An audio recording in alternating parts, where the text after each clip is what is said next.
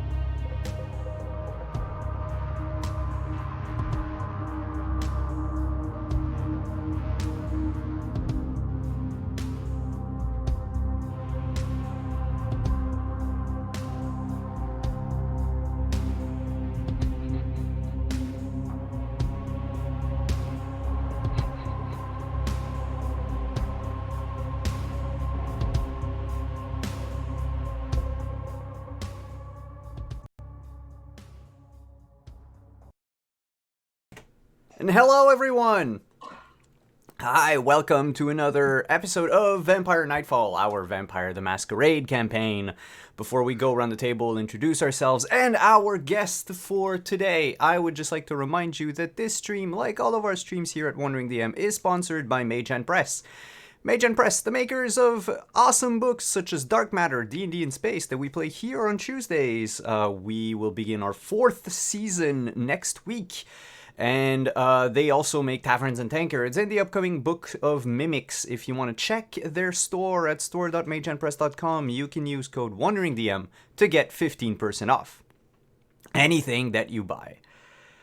I am Simon at WanderingDM. Today I'll be playing Sid Zimmerman, the gangrel private detective with a temper. I have with me an amazing cast of players. Without further ado, let's introduce them. And then our new guest. We'll start with the other half of the Vamp Dads. My... not necessarily better half. Hi, Scott. I would say better half, yeah. Yes. Hello, I will be playing Alexander Erickson, the Ventru, the other half of the Vamp Dads, the better half. Is that all you have to say? I think so. I don't think there's much more. Just all gonna right. Stay clear and stay clean from all the blood today. And I'll move the mic to our precocious art daughter. Hi everyone, it's me, Alyssa Alexander Slambleton, here playing Auden St. James, the precocious art daughter, taking bets now on who's gonna win the fight. Just send me a tweet if you want to be in on the bet.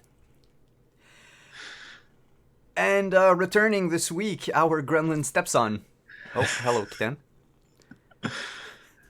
Yeah, guys, I'm Thragon in chat on Twitter and stuff. Today I'm going to be playing Herschel Akers, who has been away for a while, and I'm excited to be back. So thanks again. Away. Away in the Away. basement. Mhm. And we have this week a guest coming to play with us. Charlie, why don't you tell us a bit about yourself and who you're playing? Hello, it is me. I return to Wandering DM from long travels. I was here very briefly playing Dark Matter with that wonderful crew as Llewellyn Johnson. I am super excited that Prax invited me to come play Vampire Masquerade today. My day job is Twitch director over at Encounter Roleplay, so I get to pick all the games that we play over there and put the cast together and all that fun stuff. I also play on a whole bunch of other channels, and I run a podcast called The Lost Girls, which is all about vampires in the 80s. And it's the biggest soap opera you will ever listen to, but I love my little vampy family there, and I'm very excited to join the vampy family here. I definitely agree with the assessment of who the better half is. Sid is the biggest troublemaker vamp dad I've ever heard about. And I will be playing Cassie Brenner, a Ventru, former LA cop, now PI here on the East Coast. Ooh, interesting. And all of these adventures would not be possible without a storyteller. And we have one of the best storytellers around. We have Deirdre. Hi. Oh, hey all, welcome back to New York in the summertime. The heat's kind of broken. That storm that raged through last night definitely broke that up a little bit for people. There were some interesting things happening recently. There were, well, visits by ghostly hauntings, artificially turned vampires that became undead abominations, Victrolas that played Frank Sinatra that caused certain people to lose consciousness, gaps in memories, poked at and prodded at, the gifts left on doorsteps with odd meanings, a funeral wreath, large in size, of red and white roses, including amaranth, for those who wish to threaten diablerie upon the residents of the Brownstone. And the special gift that was left for Herschel. Now, as the Vamp Dads escorted their beautiful art daughter uptown earlier tonight, to an appointment with, one Francesca Maselli of Maselli's fine accoutrement, ladies' fashions by appointment only, Upper East Side on 5th Avenue on 48th and 49th, across the street from Cartier's. But they were a little rushed out the door by some odd figures in the street. Well, not in the street, inside the store itself. They removed themselves and started coming home. There was a text message sent to the Ventru Primogen, claiming, what was that again, Alexander? That there are Giovanni in the city, and why the hell are they there? And the Ventru Primogen, one Jessica Pearson's response to this was, there are no Giovanni vampires in this city. And I respectfully disagreed. I think the heart emojis kind of removed that respectful comment that you threw on it.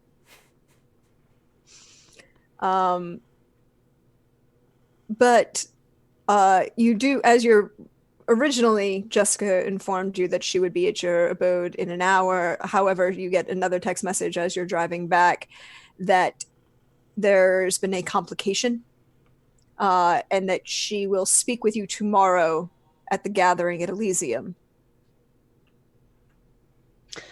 That is fine. I shall see you there. As, of course, well, Sid has an appointment. A challenge has been issued. But what we're going to do is we're going to kind of focus in on Herschel. Well, the rest of the family has been out. Herschel, you've had an interesting couple days. You've been attempting to crack this small cylinder that Sid pulled out of a neck of the abomination and see what information it holds about tracking or biological information. You're not 100% sure. You haven't quite broken the encryption yet. Did you do anything with the remains that Sid and Alexander left in the coal chute? No. Definitely left it there. Eventually, it'll smell so bad that they will come down and clean it. Oh my god. But how will they tell the difference? But you've also received another text message. A couple of them actually lately from the same number. Just checking in on you, Herschel. Haven't talked in a while. Want to get coffee? And yeah, Herschel definitely replies to the coffee one as like a yes, let's meet up. You get an address of a coffee shop. It's the same coffee shop that people stopped at. It's around the corner. It's pretty frequent in your domain. And the response is 10 minutes? I'm in the neighborhood. Yeah, he sees the 10 minutes and like his eyes go wide and he's like looking around, then he like looks down at what he's wearing. And I assume that Alex and Auden just have like boxes of like old clothes like stacked around down there. And he just starts like frantically just like going through them. And he ends up wearing like probably like light blue slacks with black shoes, like a trench coat that he buttons up, and a fedora, and then he like wraps a scarf like around his face so just his eyes are showing. And he like holds up his phone and like looks at himself, and he's like, yes, this'll do. Do you send this photo to anybody? Oh no. Oh no. Because I am just imagining if any of this is Auden, she's going to be pissed that you didn't send the photo. He's probably like using obfuscate to leave the house so nobody sees him. Okay. It's late enough. I mean, the appointment that they went to was for 1:30, so they didn't leave before 12:45. This is about 1 o'clock, 1:30 in the morning. There's a well, actually closer to 2 by this point. In the front window as you approach this coffee shop is a woman that you know pretty well, Herschel. I mean, you haven't seen her in almost 15 years, but It seems like it was yesterday to Herschel. she's a little older, but she doesn't look that much changed. Maybe in her 30s. Long dark hair. Very well tailored suit. Fit with a jacket kind of thrown over it. Sitting there with a cup that you can see in front of her, and you know based on, well, her previous patterns that it's going to be a just straight cappuccino, no flavor, and a single sugar cube.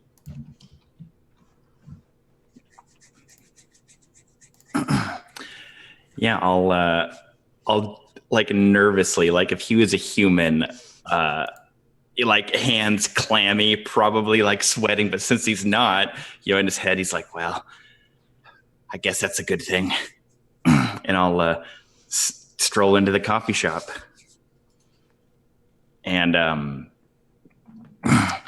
I'll stroll up and like kind of like muffled, like, Franny? Herschel, are you going to sit down? It's been too long, as she kind of gets up and turns to you. And does the very Italian reaches out to kiss both sides of your face. Yeah, I'll embrace her, and it's good to see you. It's been some time. Yeah, you kind of weren't around? I've had lifestyle changes, and I needed a break for myself. Okay. Well, why don't we sit down? Why don't we sit down? I'll try to like pull her chair out for her if she lets me. She kind of half like, okay, you're pulling that. Well, you're nervous because you don't usually, this is not usual behavior from you. What's wrong, Herschel? I mean, is it like the time you decided to investigate if the president was actually a Chinese clone? There's still no proof that he wasn't, but no, it's just been so long. I'm excited to see you. I'm sorry. Maybe. And he just kind of like takes a couple deep breaths, like. It's okay. You seem to be doing well. Yeah, I got to start taking over the family business. That's good. I'm doing IT work for a rich jerk. Well, I heard about that, actually. It's kind of how I found you. Raises an eyebrow. I mean, there are some rich jerks that spend a lot of money in my store. You know how it is. I imagine, yes. And I heard that you were getting into IT work, and I was wondering if you wanted to come work for us. Maybe, yeah. What do you need? Oh, there are just some things, a new server that we need to put in, some better firewalls, and I mean, I'm not gonna lie, it'd be nice to talk to you again, Herschel.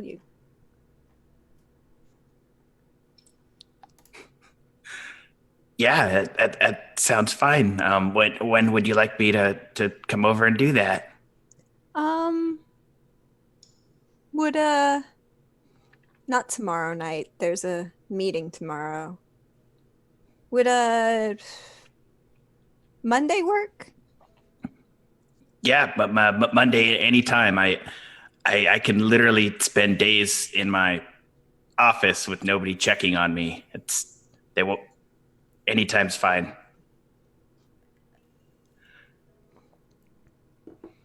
Okay then. How have you been really?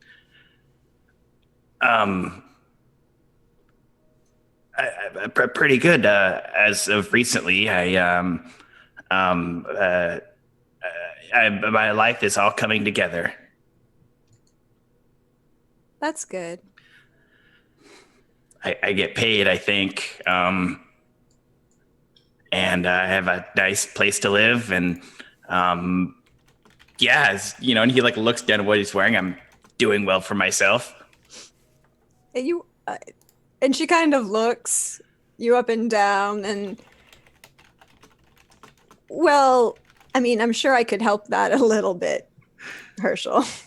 He says, "Well, I had this. It was such short notice. I wasn't super prepared for this."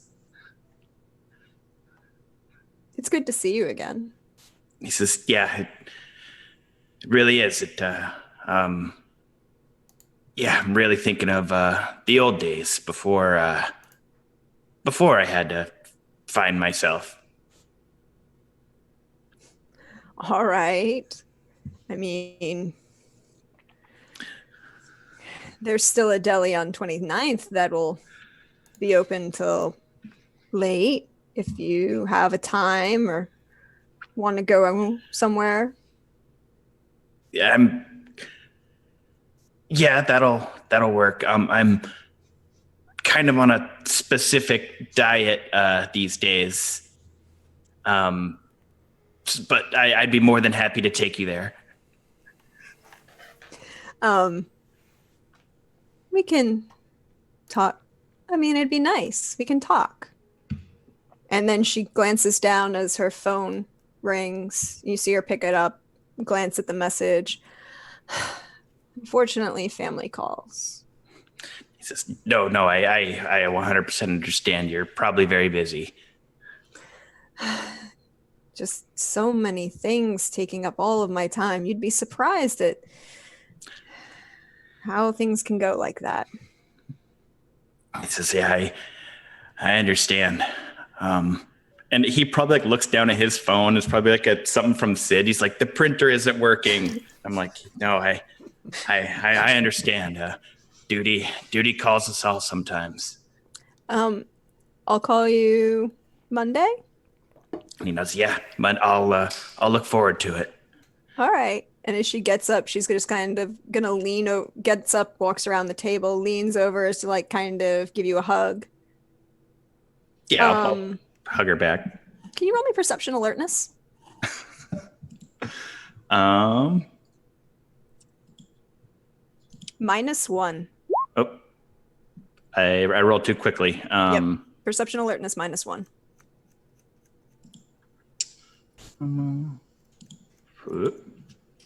Mod pool -1.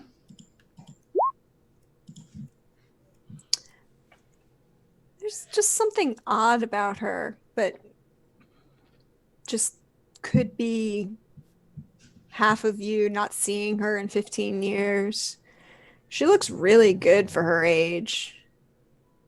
I mean, almost unchanged, but a little older. And as she walks out down the street, kind of turns back in the window and waves slightly, unlocks her car, gets in, and you see that little red Mazda Miata with a personalized license plate of Franny1 drive off into the New York City night.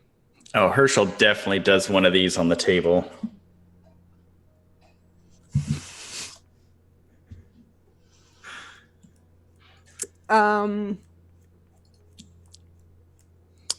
So Herschel's sitting with his head in his hands at a table with a cappuccino in front of him that's going cold as she didn't touch it. It's just sitting there.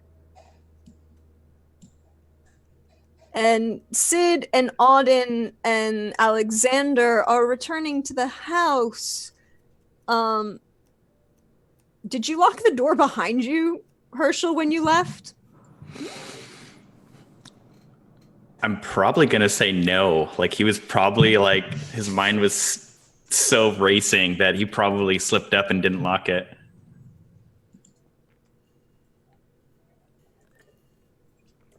So the door is unlocked when the three of you get home. Alex, did you lock the door? Well, this is a surprise. Why is the door unlocked? I thought Alex had it locked. I would have assumed we would have locked it when we left. It was locked. Hold on. And I'll head to the basement door and holler down. Herschel!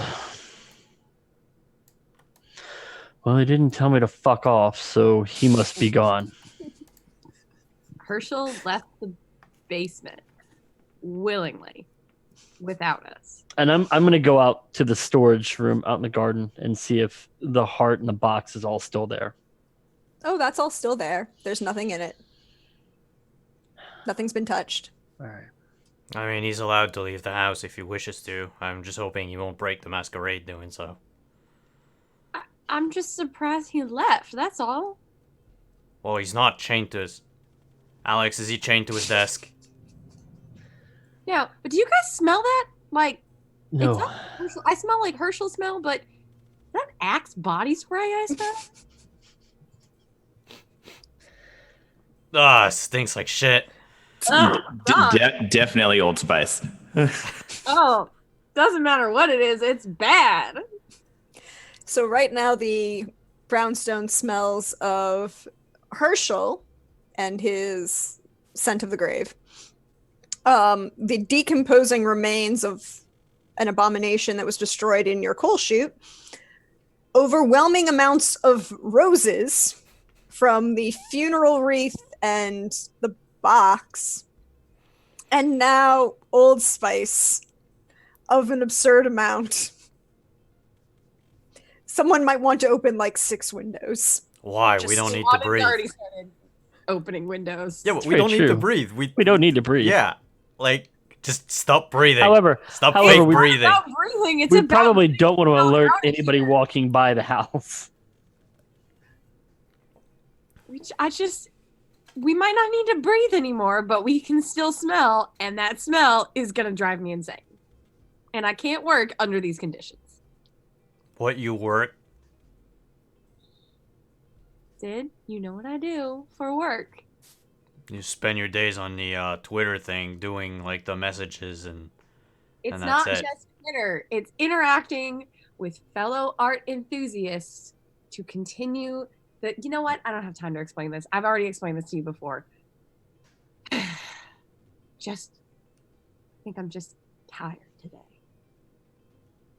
Oh, well, it's getting pretty late. Auden, you get a text message. I'm just gonna discreetly, like... Actually, no. She's not gonna be discreet about it. She just whips out her phone and is just like, ugh, what? It's a delivery confirmation for tomorrow at 4 for 2 suits. Well, the suits are coming tomorrow. So I guess we're gonna be running into our Giovanni friends again. Ah, yay. Unfortunately, although I don't know if they'll be present, or would they be? Well, I'm not entirely sure. But she's According to the Primogen, there are no Giovanni in the city. despite the fact that we have visual confirmation. I mean, we can Well- only assume they're Giovanni, but Yeah, we haven't seen them do any of their necromantic heebie-jeebies. Heebie-jeebies. And Auden does not discreetly text. She immediately tweets that. What did old people say? Hashtag shit dad says. Hashtag shit old people say. Hashtag shit dad says. Hashtag daddy issues. Herschel, how long would you spend sitting in this coffee shop? 10 minutes, head and hands. And then I'd leave. So probably about 5 minutes after you all get back, you hear the door open as Herschel enters. Oh my god, you went outside and are those my linen pants you're wearing? No, they're mine. I'm pretty sure those are not. They're a little short there, Herschel. Didn't take you for a capri man. I had some business to take care of. Oh, that's fine. You can keep those. And she starts taking photos of Herschel in his outfit. Make my way towards the basement. You're not gonna tell us where you went? in your luscious little outfit there. I had some things in the city to take care of. Did you do a walk on the catwalk looking like that? Sure. But yeah, that's what I was doing. I was catwalking. Auden is just having a field day with all of this.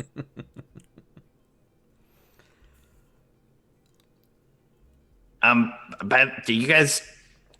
There's like weird objects moving around the house at times. Do we know more about that? Oh, yeah. Alex will be delighted to tell you all about his little mistake. Right, Alex? Glass houses, Sid. Glass houses. Hey, I don't have anything to hide. Hell, I don't even remember what I have to hide. That reminds me. I should probably go play that Frank Sinatra album. I will break that fucking disc. Don't touch the disc. Don't threaten me. Auden's tweeting, dads are fighting right now. Send help. I mean, you guys know I can speak to ghosts, right? What? He like looks at both of you like, What? yeah, it's totally a thing. Well, if you could tell her to cut it out. Or at least find out what is pissing her off. All right. Oh, ghostly spirit of the house, why are you pissed off?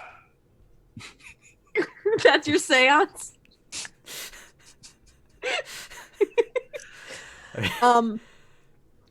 If there's no response, that's fine. You don't get a response, and in fact, there's almost a lack of ghostly presence. There hasn't. You felt the ghost previously, and you saw it being aggressive recently, but there isn't a ghost. It's like the left.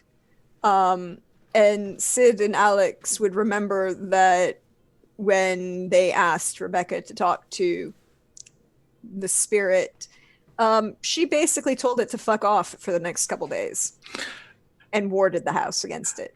I do one of these. Wait, it's speaking to me. Auden, it wants you to hand me your phone. No. Auden, it's really serious. It says it'll keep harming us. Fine, it can harm all of you. I'm not giving you my phone. All right. I look at Sid and Alexander. I tried. Valiant effort. I don't care if you leave the house, Herschel. Just next time, make sure to lock up. I was in a hurry. It was last minute. I'll do better next time. Last minute. Out of sheer curiosity, where did you go?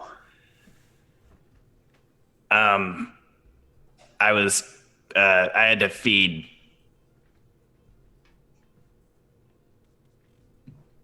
I start back and forth. Herschel, your phone buzzes. I should probably take that. Wow, literally saved by the bell. It's just a Herschel, text message. Are you hiding a secret lover? No, I was feeding. I was killing humans. Leave me alone. Ooh, Herschel's got a date.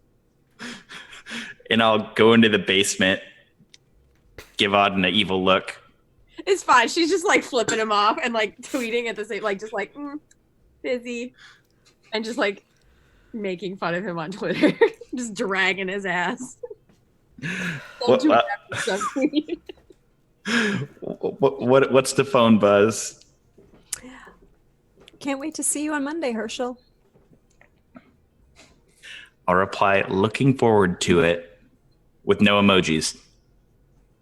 Oh, there are a couple like heart emojis that pop at the bit afterwards. Ooh. Still no emojis. Just a period. Wow.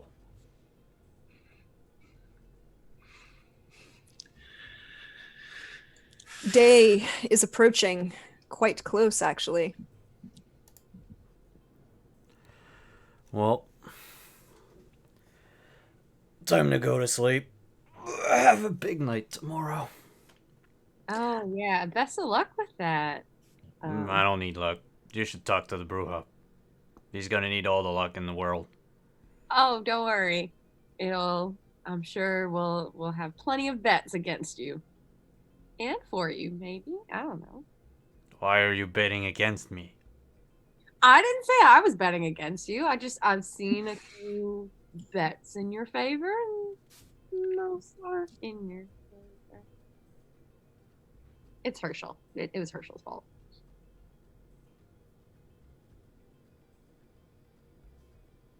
I don't know what game you're playing. I don't have time for this. I'm going to bed. Sid, your phone buzzes. Oh, god damn it. How does... What do I... Where's the... I think I got it. No, wait. Okay, I got it. It's a message from Nate Liang, your Primogen. Ah, shit. What have I done again? She's going to ask him to throw the fight. He's not going to ask that. He says, I want to see you before the fight. I'll be at Elysium. Come early.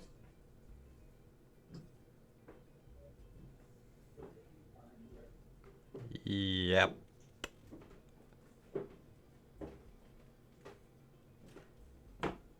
And I think I send the cowboy emoji. Because I've seen Alex send out emojis. I don't know what they mean, but... Why do I feel like Sid would accidentally send the eggplant thinking it's something completely different than what it is? Because it's Sid.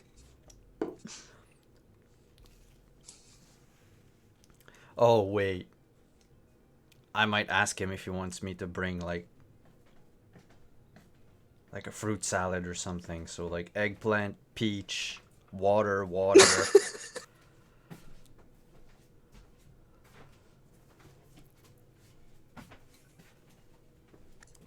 You just get a response of a giant question mark.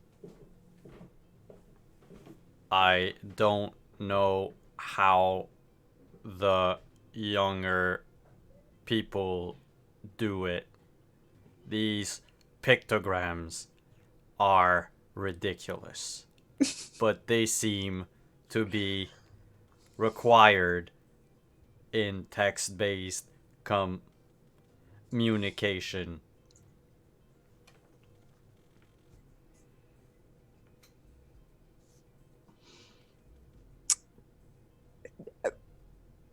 And you just get a short, I don't understand them either. Tomorrow. Be there.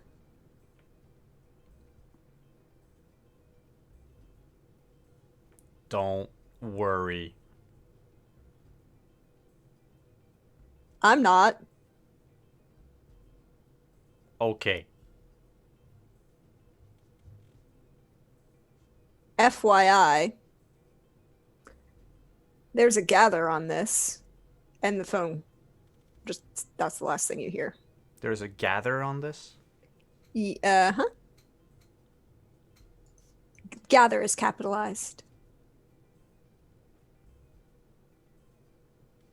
I tuck my phone away and I'm gonna go to sleep. The day passes uneventfully as you all rest and recover and awaken. It's Sunday. Usually a day of rest, but some people have an appointment and Elysium is hosting an event, a challenge. a gathering at the arena as a fight has been sanctioned. Full formal event. Anyone will be there. The council, the prince, the sheriff, the scourge, the borough captains, the harpies. La Signora, of course, is going to be in attendance.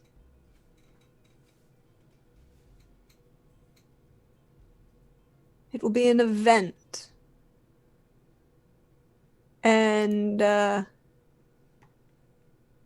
well, this Elysium is being held this event is being held at the largest Elysium, the most formal of Elysiums. And where else would vampires in New York gather to show off their wealth and greatness and style than in the Waldorf Astoria? Even closed to most, the prince just merely walks in. And the Starlight Ballroom, once again, is home to New York's well-to-do set. This time, instead of the Rockefellers and Vanderbilts, it's 100 of New York who make their way to the most well-known, well, one of the two most well-known ballrooms in the city. And it's on that night that you awaken early, as you were wont to do, Sid. You can, as you do,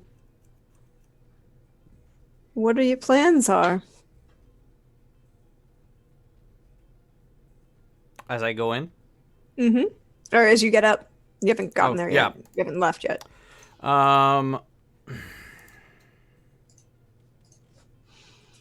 That's a good question. What do I do when I wake up? I lose a blood point when I wake up, right? Yep, everybody loses a blood point when you wake up. I might need to eat a bit before the fight.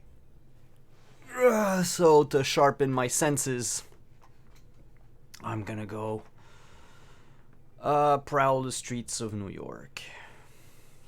It's a Sunday in the summer. There are plenty of people out in this time of night. Crap.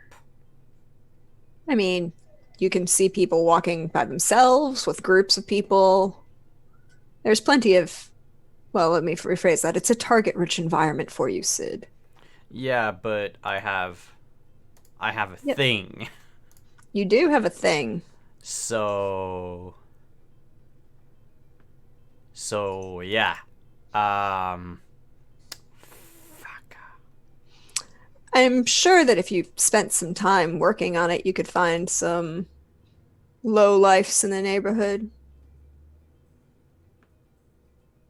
Yeah, A couple street gangs. I'm gonna take a while to try to find, I don't know, like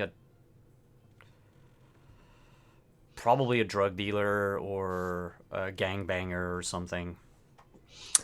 Those are easy enough to find because, well, rest of the city is out enjoying the weather as the heat has broken from the storm the day before. There are plenty of people doing not so great business on the corner. A couple guys getting a little rough with it.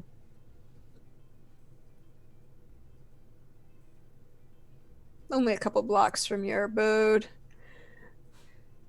Interesting question then, Sid.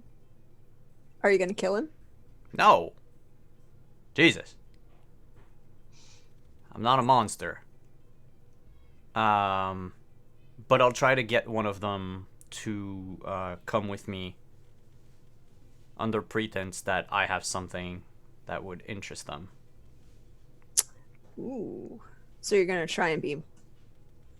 How would you like to do this? I would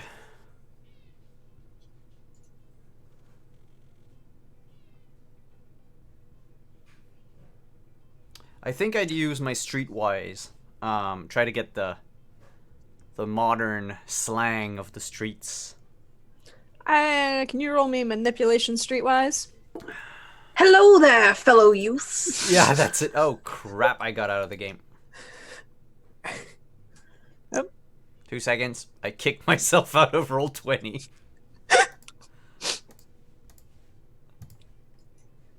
How many Utes are on the corner? There's 1 Ute, 2 Ute, 3 Utes. They're on the corner.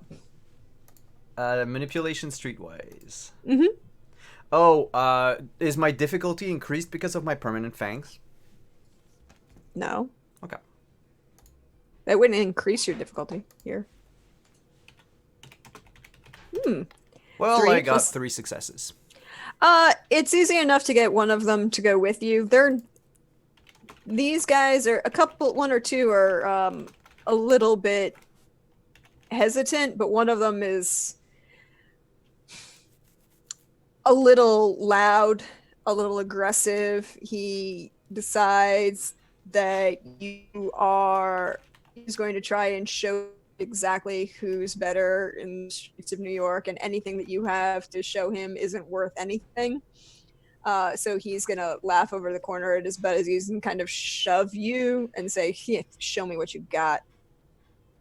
Well, wait, why didn't shove me? I really thought that... Oh, you know what? Fuck it. Yeah, okay. Show me what you got.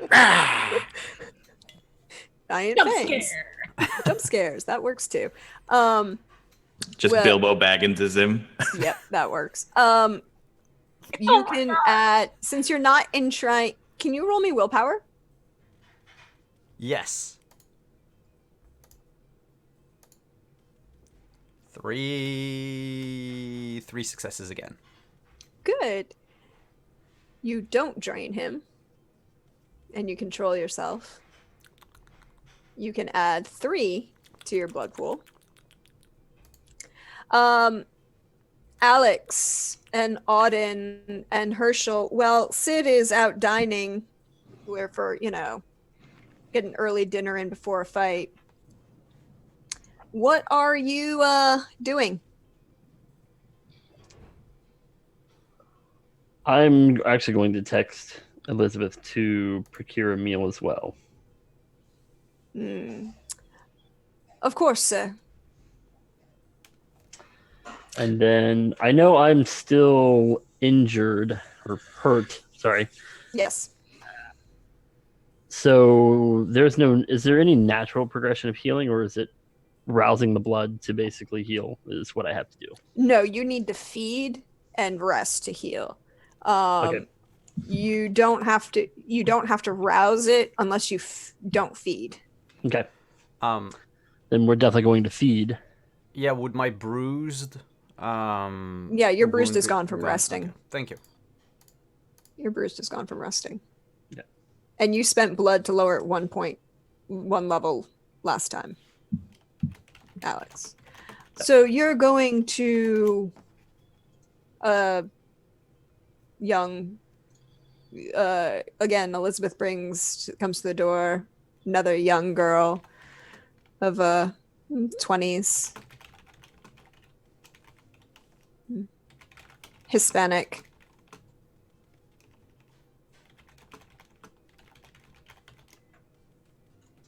She meets all of your requirements. Thank you, Elizabeth. Show her to my office, please.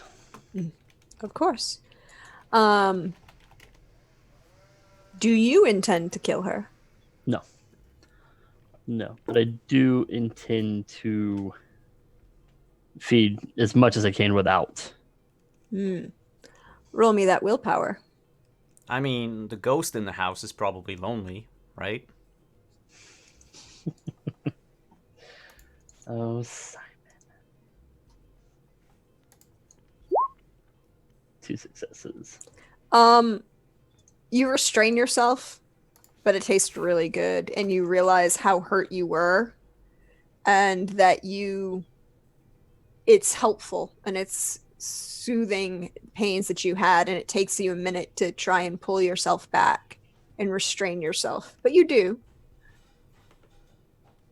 Do you leave her with her memories intact? I do not. I will actually use the Forgetful Mind and erase the last 5 minutes of her memory. And then I will end the conversation with, I appreciate you coming in, and we will retain all of your information and keep you on file. Elizabeth will be in contact with you shortly. Thank you. And she kind of dazedly walks out. Elizabeth escorts her out. Auden and Herschel. Alex, you also get a text message from Jessica saying very simply, come early. Very well.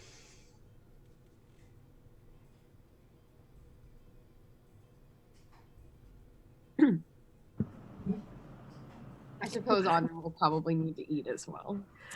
There is a delivery hanging on your door when you wake up. There is 2 suit bags. Dolly brought them in as they were delivered during the day. Oh, he's got here fast. I'm just going to sneak them upstairs and take a look at them. It's a very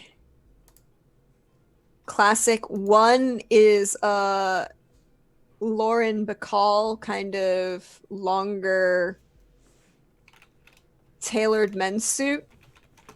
So the jacket's just a little bit longer and could possibly, a tailored fitted jacket that you could probably just wear over leggings and look really nice with a pair of boots. But very obviously a men's jacket that's been fitted. The other is almost perfectly a Katharine Hepburn double-breasted suit from Woman of the Year. But instead of pinstripes, it's in blue, a very nice kind of periwinkle almost, with very, very light lavender accents. This is 100% what Auden's wearing to the fight. It's exactly what she pictured. So Auden is dressing up. Herschel, what are you doing this evening? I mean, I guess I'll need to feed too. I don't know if I can't remember last time I did it. You Oh yeah, I probably should do that, but knowing Auden, there's probably like a blood bag from some. Your vegan blood is still in the fridge. Nobody's touched it. Yeah, she's definitely like going down and taking some before she puts the suit on. So there's vegan blood for Auden. That gives you 2.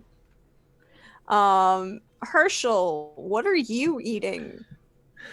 Who are you eating, I should say?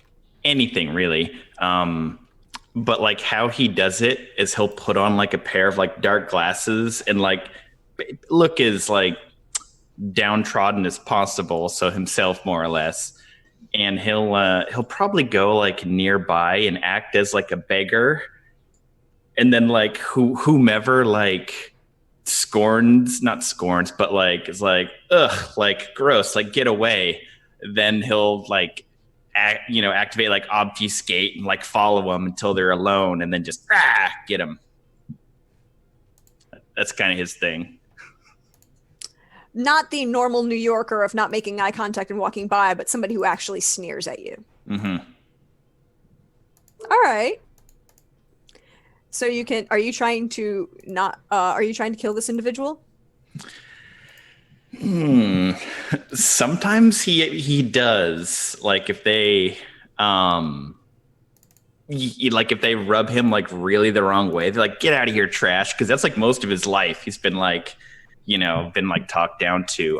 But this one probably not, since he doesn't want to draw too much attention right now. Can you roll me willpower? Yes. You managed to barely not drain him all the way, but it's a fight because you really don't like this one. He reminds you somehow of all of the worst aspects of Alexander with none of the redeeming qualities. Just kind of wipe my mouth off, and then just probably like leave him in an alley somewhere. I mean, he doesn't. He. You know that Alexander would never treat staff this way, and so it's like, oh my god, he's even worse than Alexander. Mm-hmm. You'd get 3 from that. Okay. But we're gonna switch focus for a minute while the residents of the Brownstone, this little family of vampires, prepares themselves for a night at Elysium to a further uptown, actually already at the Elysium. One Cassie Brenner has been come to New York to, well, make contact with certain people, and as Ventrue do, always approaches the Primogen directly upon arrival and was invited to the events of this evening. Charlie, what does Cassie look like? Cassie is approximately, I would guess, like an average height, kind of 5'6"-ish. She's got dark curly hair, which is cropped into a bob. And she'll wear kind of a loose slack pant with a white blouse. She's fairly well put together, but there's a slight casualness to her. She's not in full formal sharp suit. And she probably carries with her some form of coffee, probably a Starbucks. She probably just wherever was closest went and picked one up. A habit she hasn't dropped. And notably in her pant pocket, you can see the outline of a box of cigarettes. The Primogen one, Jessica Pearson, a tall woman, dark skin, long dark hair, very fashionably dressed, a woman who commands a room the minute she enters into it, has informed you of the planned events for the evening, and that the gentleman that you most would want to speak to is one of the 2 combatants, not the blonde. And she reaches into, she's got a jacket that was kind of over one arm. She reaches in and pulls out a notepad, and she makes a note in it in a cheap biro. I see. Zimmerman is very good at finding things. If he can't find what you're looking for, then odds are it isn't here. Trust me, I'm very good at finding things too. Oh, of course. But at least it'll be entertainment before. And apparently the prince has taken off the restraints, so we might even get full entertainment the night. Sure, a lot of people will enjoy that. Probably not the person who has to clean the floor, but that's not my problem. Is there anything else you require? Actually, there's a bit of information about someone else I'm looking for. Oh? Had someone go missing up in Boston. Hmm. And she'll give a name and a description. You see Jessica kind of look oddly at you. Well, yes, I'm very vaguely familiar with the individual. Last I heard, they were coming to an event here. Did they not return? Haven't heard from them. Check with Zimmerman. He might know. He keeps track of everything like that. People go missing in the city. You bother Zimmerman. He's useful that way. And as he's not a sheriff, I don't have to pay him anywhere near as much. Sounds like you get a good deal. Well, what else will one do with a gangrel? They're very useful dogs in that manner. Fine pets. Yep. And you're certain about The one with the scar. I'm almost positive Zimmerman will know that one. I'm not sure Good. I'm not sure how well he'll take the conversation, but he'll definitely know about the one with the scar. I'll be careful what I disclose then. Your choice of disclosure is irrelevant. You understand my interest in the individual, though. Well, I'm assuming somebody died. It's usually the reasons why we look for individuals. I just don't want there to be any jurisdiction problems. Don't break the masquerade. Don't violate hospitality. And don't forget that Elysium is sacrosanct. Outside in an alley, then. See? This is why the Ventrue rule the Camarilla. We recognize how things work. I should also warn you that there is a tribune of the family in town, and I'm not sure why or what she's doing here. But a 300-year-old vampire who serves the clan at such a rank, I don't really ask as many questions as I probably should. You understand? Sometimes we don't need to ask. Sometimes answers just arrive. Exactly. So, were you actually planning to wear that tonight? No, I have a little bit of shopping to do. I've only just gotten off the train. The stores will be open for another couple hours. And she snaps her fingers behind her. This is Thomas. He can show you as you desire. Thomas, use the chase card for Miss Brenner. It's very generous of you. I'll be sure to let Seattle know.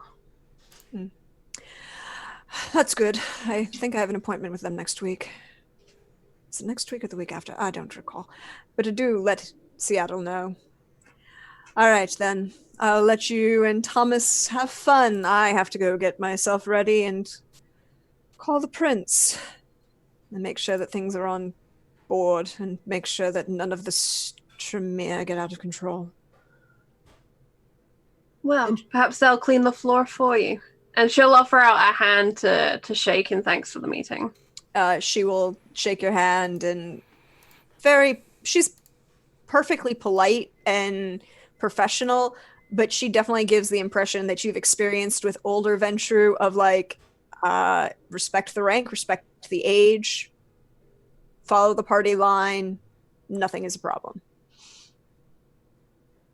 But she's also... You're another woman of the Ventrue clan. You know that there are very few women who are selected to join Ventrue, and that there's always something more about the women who are Ventrue. And a woman like this, who's a primogen of a city like New York, she's probably fought enough that, yeah, you don't want to get on her bad side. And then Cassie will flick to the back of that little notepad and she'll pull out a card which has come from her sire, and there's a little note on the back. Mr. Glass told me to give you this. Ah, that's been years. Oh, thank you very much. Thomas, would you... but definitely I will be... 2 hours, we'll be leaving then. That should be plenty of time. Thomas, make an appointment at Mac. Thank you very much. I'll see you tonight. Tonight. Let's wind the clock forward. Sid, what are you wearing to this event tonight? Whatever I picked up off the floor. Alex, would you let him leave the house like that? I'm probably wearing, He's just gonna get it bloody anyway. yeah, I'm wearing a white shirt with tan pants, dress shoes, and probably suspenders. Herschel, are you coming to this event? Ooh. Yeah, why not? Yeah, I'll attend. Are you gonna wear the same outfit that you wore to your date? Because Mm-mm. Usual Herschel attire: sweatpants, dirty white shirt, and probably a trench coat. Auden's definitely taking a photo of him being like some kind of like people of New York kind of mocking photo. Auden, you're wearing one of your new suits from Francesca Maselli. Oh yes, I'm wearing that Hepburn suit.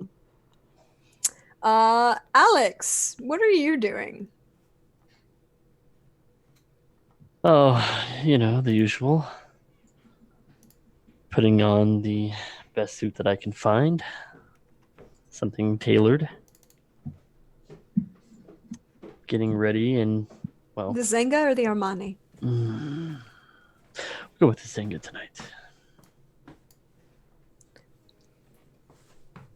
Do you take a car?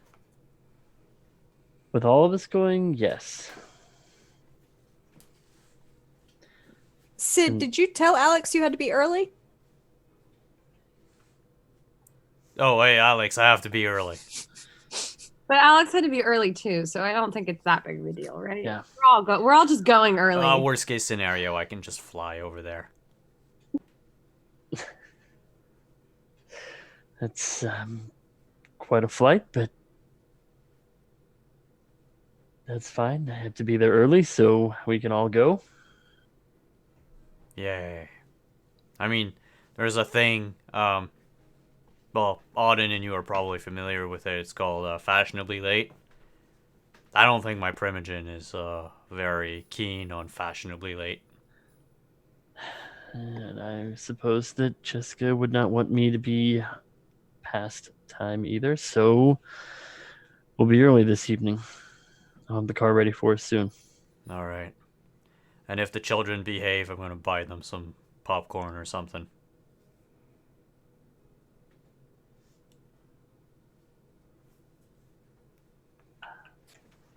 I'm sure that Herschel and Auden will be fine. Perhaps. Auden will be. I can't speak for Herschel.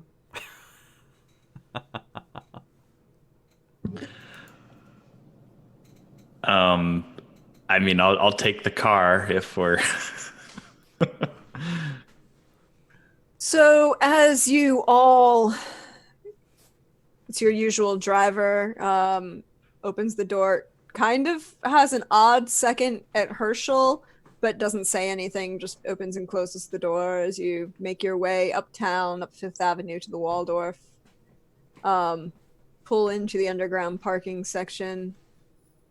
There's a couple obvious ghouls there to greet people and open doors. You make your way. There are people being directed. You make your way up to the upstairs to the Starlight Ballroom, one of the old grand dams of New York. 3 stories in the center of this old hotel. A large stage at one end.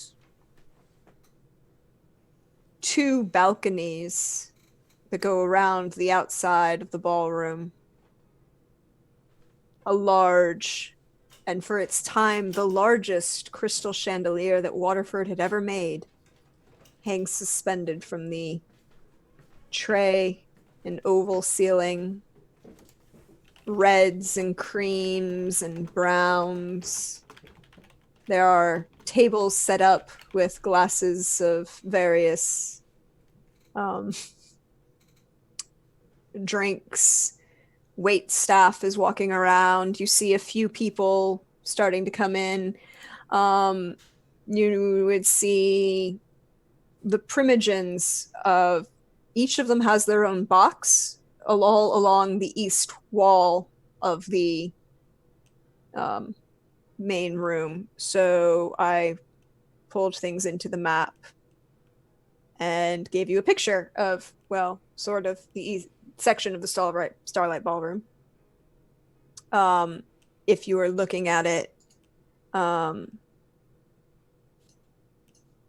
this is where the east wall is. So the primogens all have their own boxes on the second level here.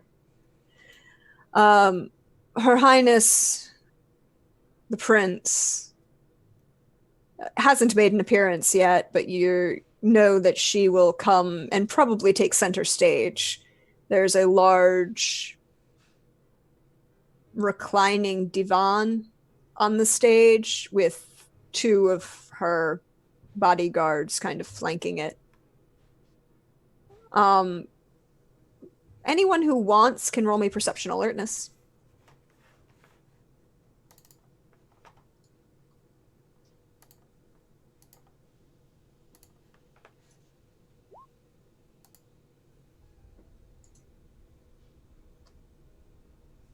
I had no successes. I'm too busy making sure my suit looks good, I guess. So it's 4 successes for Sid. Well, 3 for Sid. 3 for Sid. 2 for me. Yeah, 3. No, 3 and 3. Okay, and then Herschel 4. Also, yeah. Herschel had 4. Sid had 3. Sid, you had noticed that your primogen, Nate Liang, is at the far end, closest to one of the doors, kind of standing there, looking, and looks like he's looking around for you. You would also notice that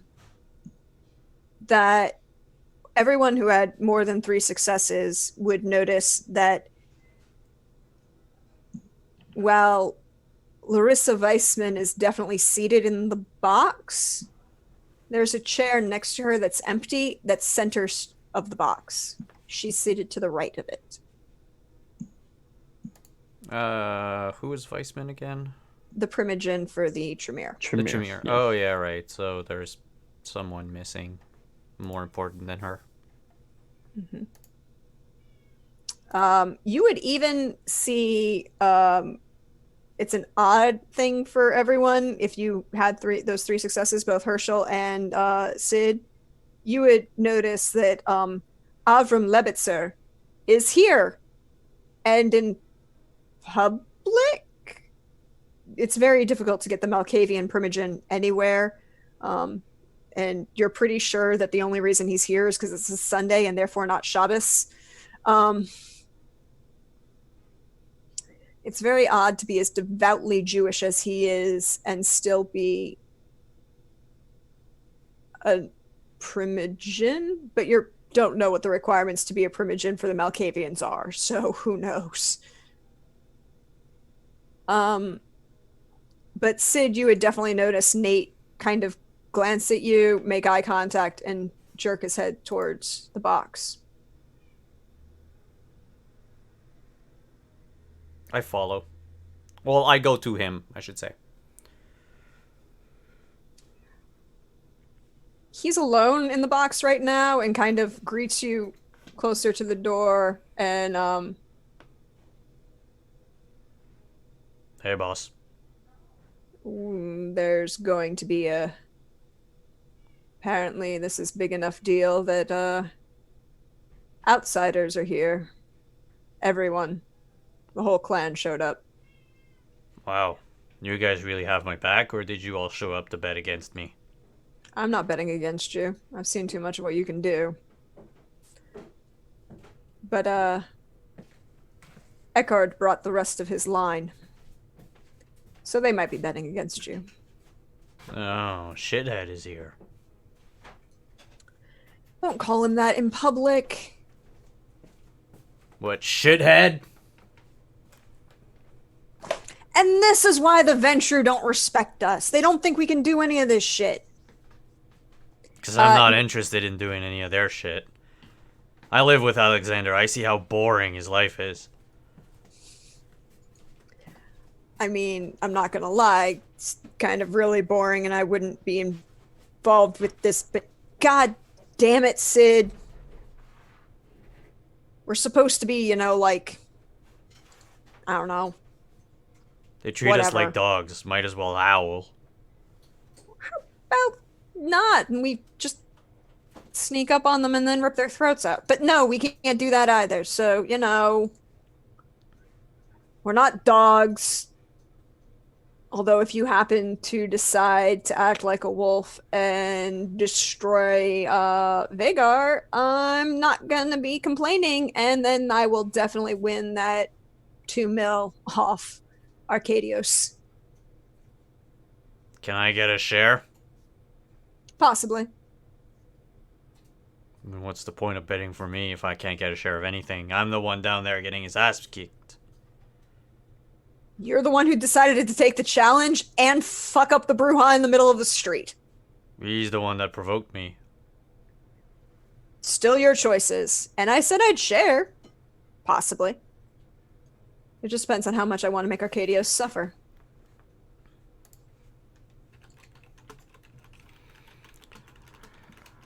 Alright. But keep an eye out. There's something weird going on with Eckhard. He's been hanging out with Larissa. Tremere? Yeah. Fuck them. Oh yeah. They're next on my list for a bunch of reasons.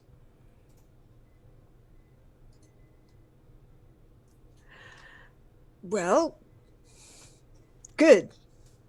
Why are you still here? I don't know, you wanted to talk to me.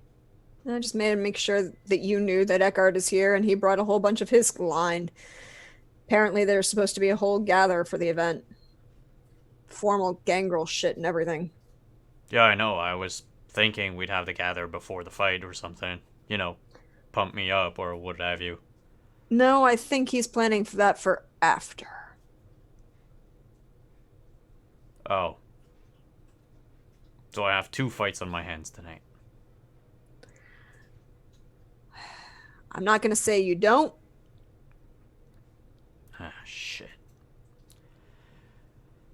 Well, I wanted to make a show, but I think I'm gonna end that quickly if I have to fight Eckhard and his bunch. Like I said, keep an eye out. He's been hanging out with Larissa. That just creepy as fuck. Oh yeah, I'm gonna make sure to check all the door frames. Why are you checking door frames? Flamethrower traps. That's new. Long story, but yeah, fuck that Tremere. Okay. Good. Covered everything.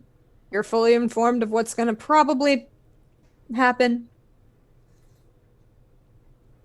Yep. And if you go to kill him, just make sure it's, the princess already gives sanction that if a death happens, it happens, but keep an eye out. She likes to change her mind. Oh, I just intend to humiliate him. I don't intend to kill him. What? Why does everyone believe that I'm some sort of, stone cold killer?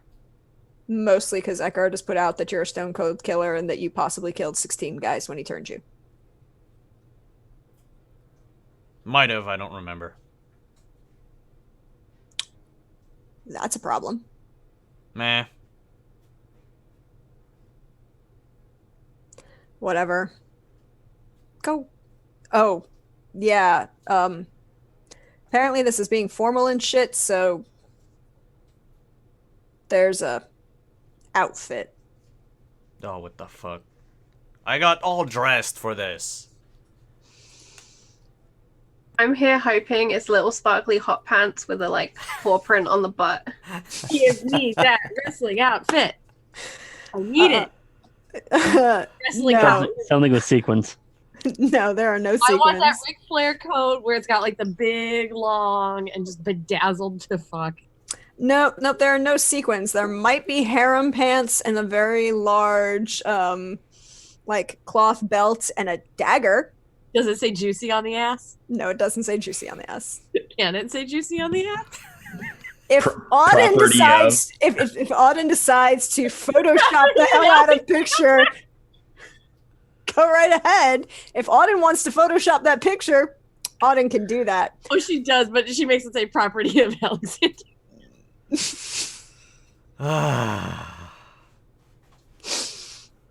I have no Swear to control. God, you're not getting any popcorn. I don't want it anyway. I will give Herschel permission to hack your Twitter account. I don't know Sid has a Twitter account. No, No. Auden's. Auden's. It's Okay. fine. She's got like 4 backup Twitter accounts, one for memes, one for everything. Alex, while this conversation is going on, you see that Jessica is gesturing you over, and there's another woman standing next to her that you've never met before in a very interesting outfit. I will make my way over to Jessica. Good evening, Miss Pearson. And who is this? Cassie. Cassie extends her hand. Cassidy Brenner. I'll take her hand. Pleasure to meet you, Miss Brenner. And you. Thank You have a reputation. I do what I can. You wanted to see me, Miss Pearson? This is Miss Brenner is going to need to speak with your associate at some point in the evening, probably after he makes a giant mess all over this floor. I do hope you've hired a proper cleaning crew. That's not my problem. It's also a temporary floor that can just get burned.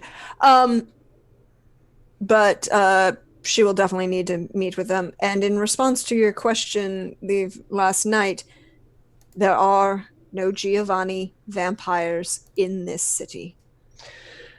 What makes you so certain of that? Because I was here when the wards to put them up, to keep them out, were put up. And you're quite certain that those are still intact? Yes. Not to get too much into my business, but I will say that there have been some strange going on regarding, let's just say, spirits in my domain, and this is a new occurrence, and it reeks of the fucking Giovanni. And it also reeks down on 49th and 48th over on 5th. Little shop called Masani's. Maselli's? Whatever. Obviously, you're not a student of women's fashion, Alexander, but Maselli's has been there for 150 years. Excuse me. Yes, 150 years. And do you know Francesca Maselli? The current generation, yes. Yes. I honestly feel that, well, the Giovanni are running the shop. That's very interesting. They're not. They're Sicilians. Their family comes from Taormina, east coast of Sicily, just south of Messina. I was also here when they came over. But, we can examine that at a later date. I believe the main event is about to start. Are you going to be observing from here? I was planning on attending the rest of this evening with my coterie. But thank you. Miss Brenner, a pleasure to have met you. Alex, take get Cassie with you. She will, Miss Brenner with you. She will benefit from your experience. Very well. After you, please. Thank you. I imagine Cassie kind of looks back over her shoulder as she kind of steps, trying to read Jessica's expression. This whole Giovanni thing is very interesting. What would you like to use to read it? I would like to use my investigation skill. So, wits investigation or perception investigation? Perception investigation. Okay. DC 7. All right. Perception investigation. 2 successes, and you get to re-roll that 10.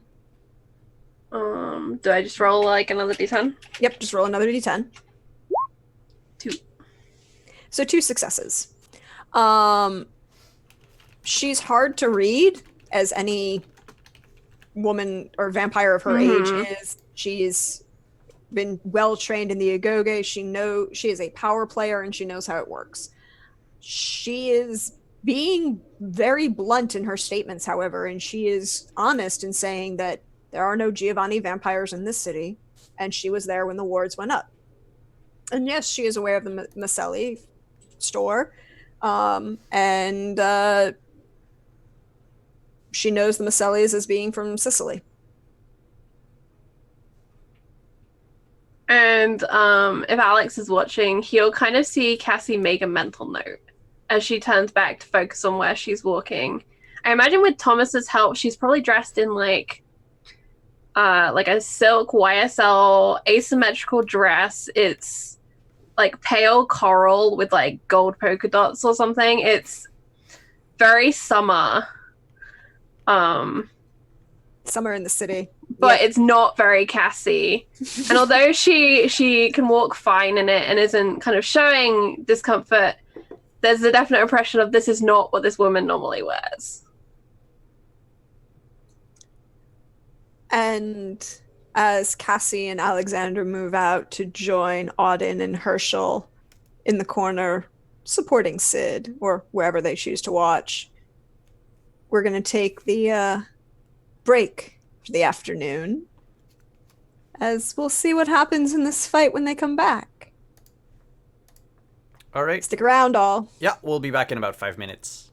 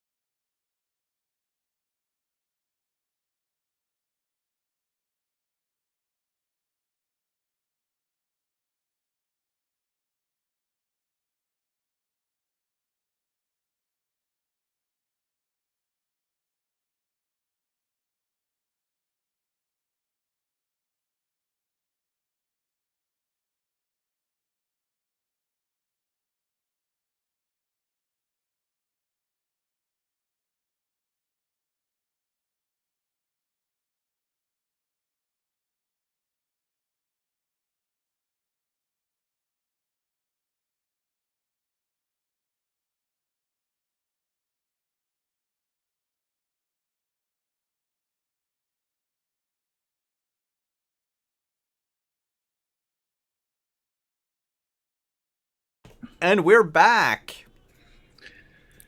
Going to be missing an Auden for the rest of the game. Real life had to intervene. But we are back and ready to kick some Brujah ass. Brujah ass. Oh, Jesus. But you hear the chamber music change as the prince enters this large starlit ballroom, and to Carmen, and enters to the wonderful aria and reclines herself. She's dressed in a full evening gown. There's a small, well, no, it's not small. It's kind of significantly sized for her very large, well, very tall, 6-foot red hair. She's wearing a tiara and jewelry, full evening gown, and she's got 2 attendants on either side of her, who both hurry to present her with drinks and refreshments. And you just see her snap her fingers and gesture as the floor clears of anyone who is lingering in the middle. You see the harpies begin to take their places in a couple of the boxes. Sid, you're on one corner of the floor. You definitely see Vagar on the other side. He's got a couple of the other Brujah standing around him. The same guys that you threw in the down a sewers into the sewers in front of Rebecca's. Can Alex, can you roll me perception alertness? Or anyone other than Sid, I guess.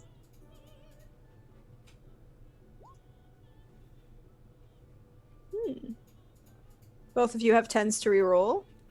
3 successes for Alex, 3 successes for Herschel. You would both notice that there is a woman seated in the center chair of the box that Larissa Weissman is sitting in, and that there's a very tall gentleman seated or standing behind her.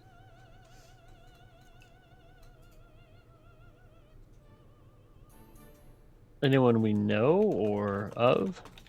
You can't quite get her features. There seems to be some... She's indistinct, but you can tell that it's a woman who's sitting there. Interesting. Cracks. As we've moved through the crowd and people have kind of been obviously chatting about who's here and stuff. Yep. Cassie has cute sense hearing. I'm wondering if I could maybe have perceived any interesting names as we've moved through. Oh, go right ahead and roll me that perception alertness. And because you have cute sense hearing, you can lower the DC to 5. Or no, it's 6 to 4. Excuse me, 4, because it lowers it by 2. Because I can't do math right now. And while she's rolling, so where is the venture box in comparison to? Venture is here. Okay. So what was the difficulty? You get to lower it to 4 because you have a cute sense hearing. And the Tremere box is here. Oh. All right, so very 4. close. Yep. Okay. 4 successes is still not bad. You definitely hear some mutterings. You definitely hear a bunch of people placing bets. Interestingly enough, most people are placing bets on... most of the people here are placing bets on Hagar. The very large, kind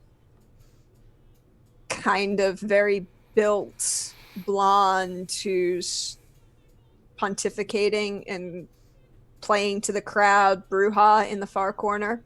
Is he like Vin Diesel or Jean-Claude Van Damme? Like, what's his like? We're talking a little bit closer to Vin Diesel. Actually, he's in the... Yeah, I'm gonna send it to... I'll put it on the Discord. He looks very Thank you. Nordic, very large, very tall, built, long blonde hair, a couple necklaces. He's not currently wearing a shirt. But, well, neither is Sid.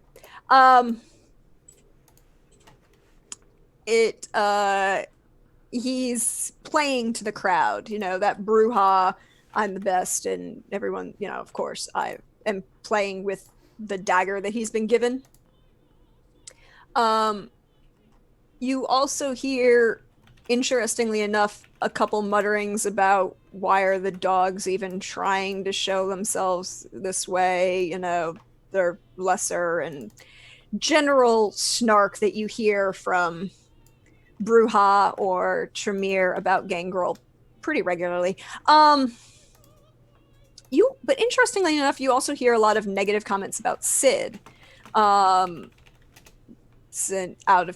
He seems to be less controlled. Why? He's a horrible example of our clan. Why did Eckhard bring him around? I don't even understand this, but I better bet on him, otherwise it looks bad for the rest of the family.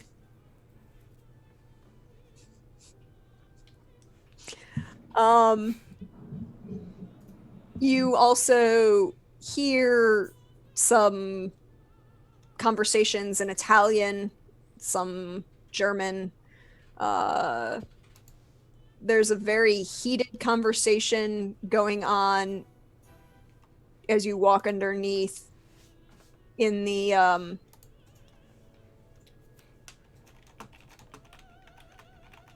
box where the Tremere Primogen is seated.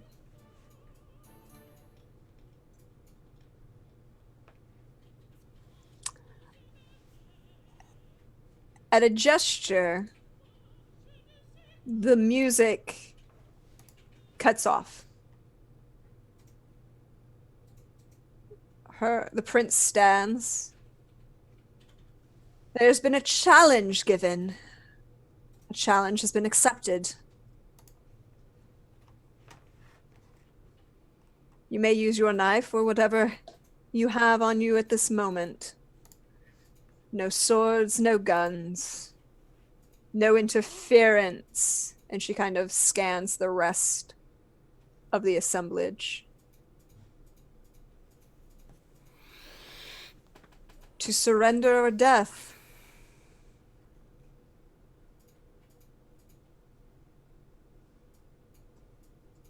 And she kind of looks over her shoulder and picks up a small silver bell and shakes it once.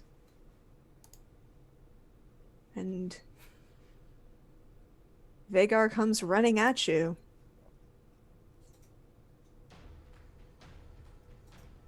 Oh, hey, Queensberry rules? No. There are no Queensberry rules. He's got the knife in his hand and he's going to try and just straight up stab you through the chest, as he is significantly taller than you are. Can I roll to dodge? You can.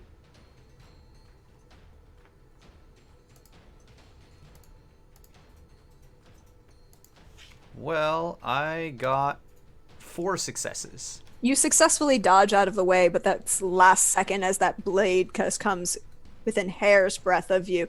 He's very well trained, and even though he kind of seems very showy and very more gym rat looks, he knows what he's doing with that blade, and you are definitely enough of a student of the streets to know that he learned how to use that blade at a time and place where fighting with a knife would be common. Oh, hey, so while I was out enjoying life and shit, you studied the blade, is that it? I don't know. I learned very well how to fight for myself. Were you too busy, sucking up and being a good dog to know any better? Well, at least I'm good at something, and I'll get my claws out, and I'll claw at his face. Oh, good. Go right ahead. Straight to the moneymaker. Totally.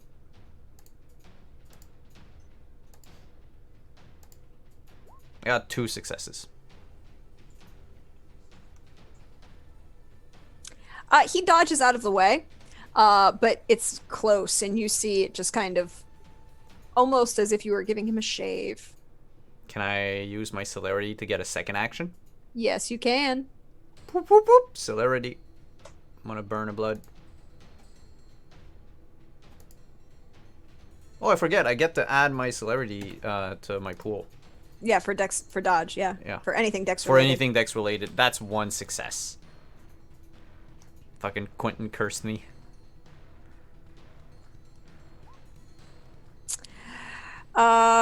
He doesn't get to dodge the second one, so you barely graze his face. You put a small cut in the side of his face. Alex and Cassie, can you roll me perception alertness? Herschel too, actually. All 3 of you. Does herring apply? Not for this. Okay. 3 success. Does concentration apply? Is the space distracting, making it harder? Oh, yes. I mean, you've got 2 guys who are half dressed going at each other at full volume. It would probably be slightly distracting. I'll give you that. Okay. Rolling. 2 successes. Alex and Herschel, you would notice that the gentleman who is standing behind the chair has moved forward in Larissa Weissman's box and is now standing at the balcony. And Herschel, you don't know him. He's tall, very close cropped dark hair, slightly looks very intent on this fight and is watching very intently, but you see a scar running straight down the middle of his face. Alex, you would probably recognize him. Probably haven't met the man, but you've definitely... I know of the man. You would definitely know of the man of Eckhard Stein. And Cassie would definitely see this man with this very distinctive scar across the middle of his face. Please excuse me. I have to run real quick, and I'm gonna make my way to the venture box. I want to see who else is in the Tremere box. Alrighty. Are you being stealthy about this? No, not really. I'm just gonna make my way over, like, upstairs towards the second floor there to that box. I don't know if I have to be stealthy. I don't think I would be. Nope. There's a lot of focus going on the fight. It is the center of attention. Cassie, what are you doing? Her eyes are locked on the man with the scar, and she's going to begin to drift through the crowd in a wide arc around towards him. Okay. Sid, What's up? the last 2 rounds have been in your favor. You've bloodied Vagar. You've scratched him a couple times.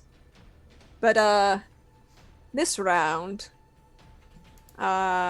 he's going to try and stab you through the heart with that knife in his hand. I am going to dodge.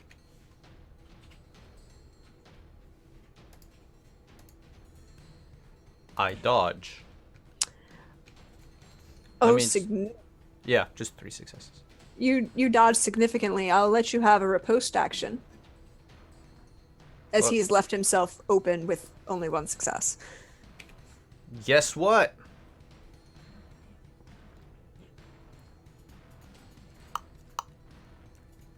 Content warning alert. Sid's fighting. Yes. It's gonna get slightly gory. Cause Sid is like, it's fine and dandy scratching him, but at some point I need to inflict real damage. So I want to reach his jaw. Okay. And just dig my claws in it and just tear the jawbone out. Just going for the mandible? Yep. Cool. So what do I roll? Dex Brawl? Oh, go right ahead and roll that dex brawl. What's the difficulty? I'm going to say to go into his mouth, because he still has all of his teeth, I'm going to say 7. I got 6 successes. 7 successes. You've decided that you are done playing with this pretender. I mean, he knows how to do with a knife, but he's more showy with it. And as you've been dancing around, you realize that he knows what to do with a knife, but it's almost like it's practice in a show and overtraining almost. And you reach in and grab his, in the half second as he kind of opens his mouth to rant at you again and insult you again, you decide, no, I'm done with you. Reach in, grab his mouth, and pull his entire lower jaw off. He kind of falls to the ground, as that is a significant amount of aggravated damage, bleeding profusely. Oh yeah, because all the damage I do with the claws is aggravated, so good luck healing that. Or soaking it. I mean, he does soak some of it, but he's not bleeding out. He's definitely unconscious, though.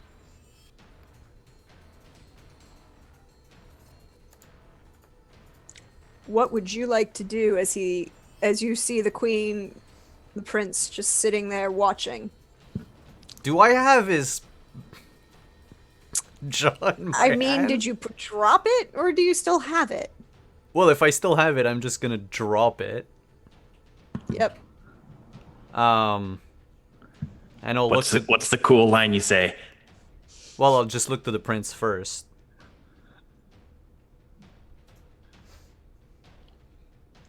She gives no reaction. There's a kind of glint of enjoyment subtly in her face, but she's not stopping you or doing anything.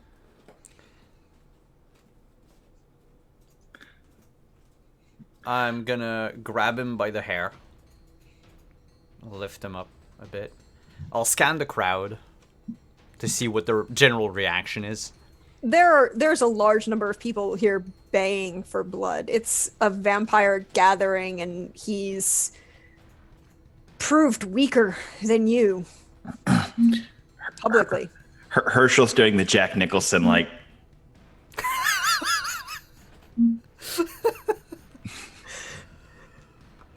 With a Nosferatu face that's even creepier. Alright. If you scan the crowd, you would see Nate, Liang kind of look at you and nod. The Nosferatu and Malkavian Primogens just seem to be ambivalent at this point. The Brujah Primogen, you see him kind of gripping the railing of the balcony, the box that he's in, and you get the impression that he wants to interfere, but he's not going to, because that would cause more problems. You get to be Primogen of the Brujah if you have some modicum of self-control. You don't have to have a lot of it, but you have to have some of it. You would see at that point, both the Toreador and Ventrue Primogens are kind of looking on in enjoyment of what's happened. And you would see Larissa Weissman in the box, and she's turned to speak to the woman who's next to her, and you would see Eckhard leaning over the box and just kind of glaring at you. Oh, hey, Dad.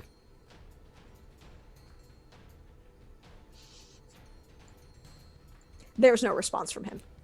But looking straight at Eckhard, I'll lift the Bruges' head in his direction, and I'll take my claws put them on his face and be like, "Remember this?" Are you attempting to kill him? No, just disfigure him.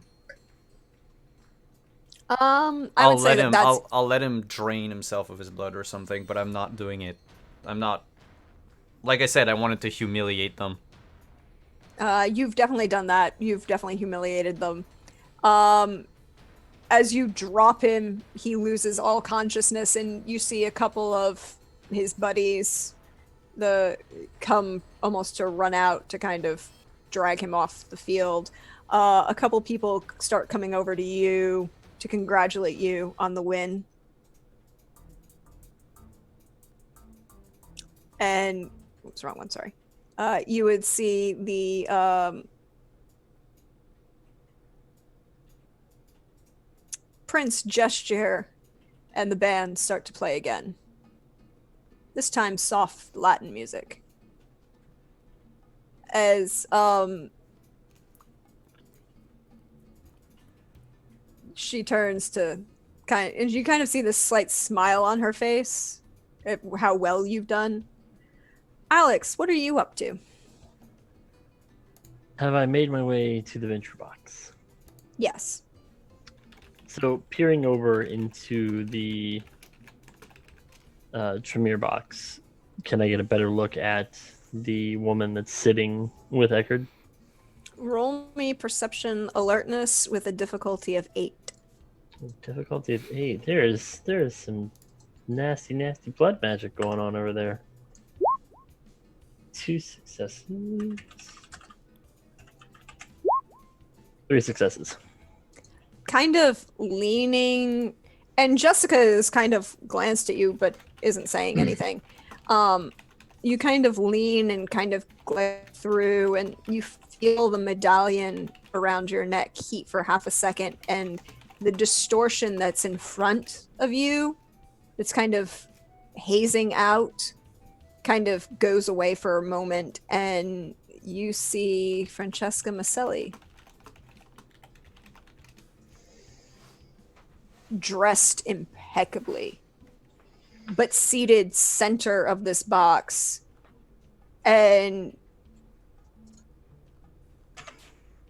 you would definitely see Larissa kind of slightly deferential to her. And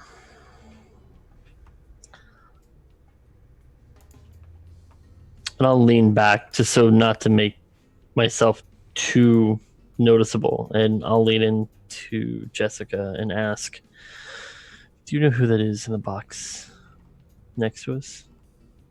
I know Tremere and a gangrel dog. No, the other woman in the chair. I know Tremere.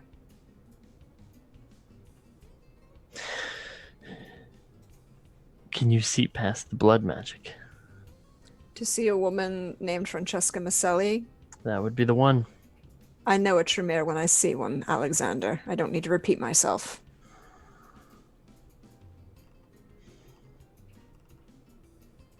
And the only woman and the only person that Larissa Weissman would be that deferential to is whom?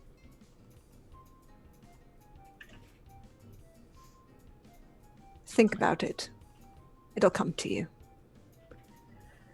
Cassie, where are you headed? And Cassie alerts hearing her name. She'd been entirely focused on the man with the scar. I was accompanying Alex. A blatant lie. That would be Eckerd Stein. That is a very, very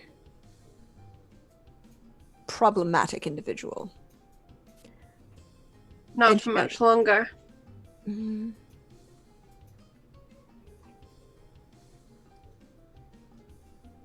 Zimmerman! What? You would hear Jessica call out to you.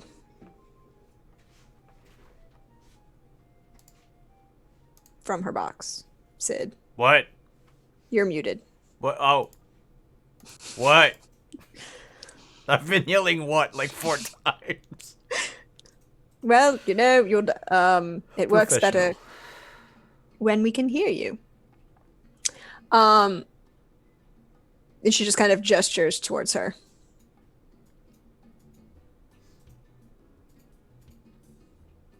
I walked in that direction and I kicked the lower jaw out of my way. There are a couple ghouls who've started to come out, and you can see them like pulling up floor pieces, and then a couple of them running behind, putting down new floor pieces to kind of, as that patchwork dance floor goes down, and you see a couple people start, a couple of the harpies start to lead a couple people onto the dance floor, and there's a party going on. The entertainment's been quite fun. Wow. Herschel, where are you? I'd probably like slink into a corner and just kind of like observe everything that's going around. Okay. Because he's not too much of a socialite, so. Sid, when you get to the Ventru box, Jessica just kind of reclines back, looks at you, and says, Miss Brenner would like an introduction with a gentleman, I believe, of your acquaintance. Hey. Good to meet you. Cassie would know of Sid Zimmerman by reputation, at least in business circles. He's good at his job. He knows how to find people.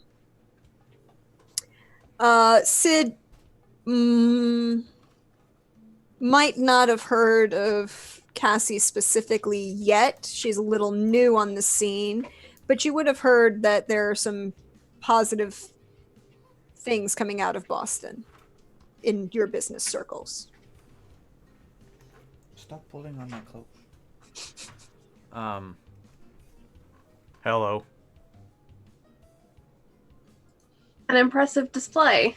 She kind of waves towards the ballroom. No. A trifle, really. It's the second time. It's a shame they've already pulled up the floor.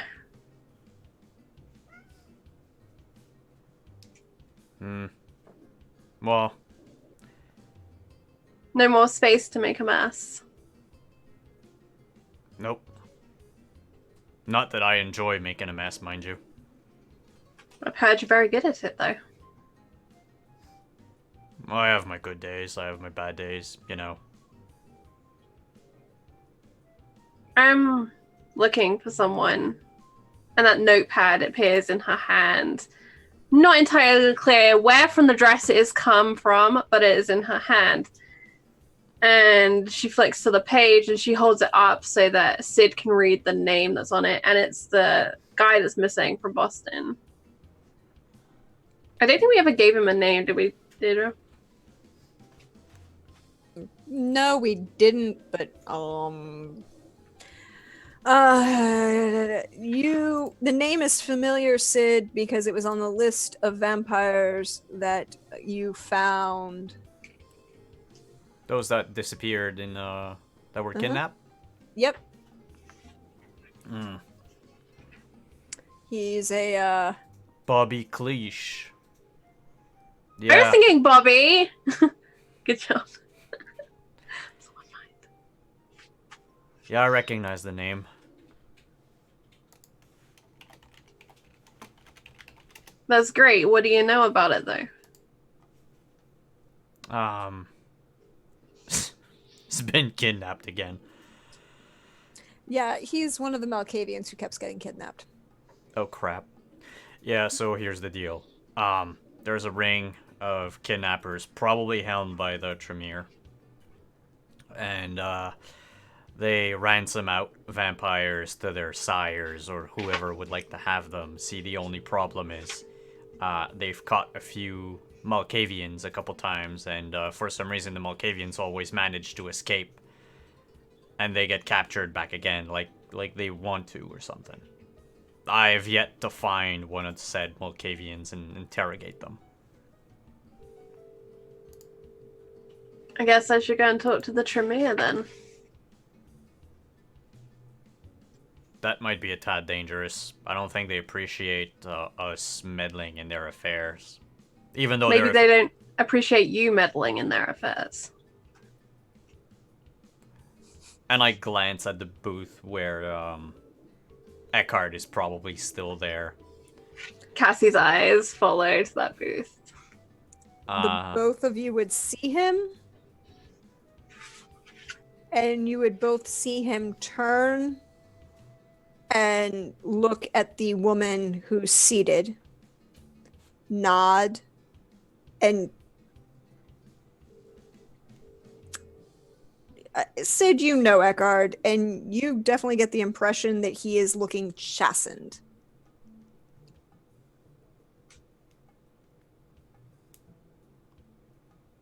Looking what?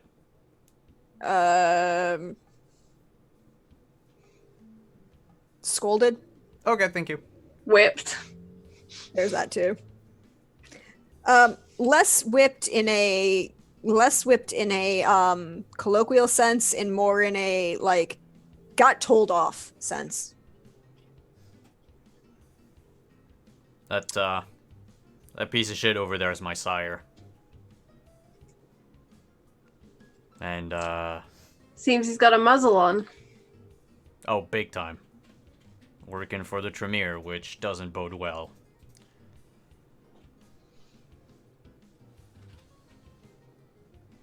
You don't get along with your sire. Oh, fuck. She's no. gonna kind of slowly move us away from Jessica. Jessica doesn't need to know this whole conversation. Jessica's a busy lady. Jessica already knows what Cassie's here to do.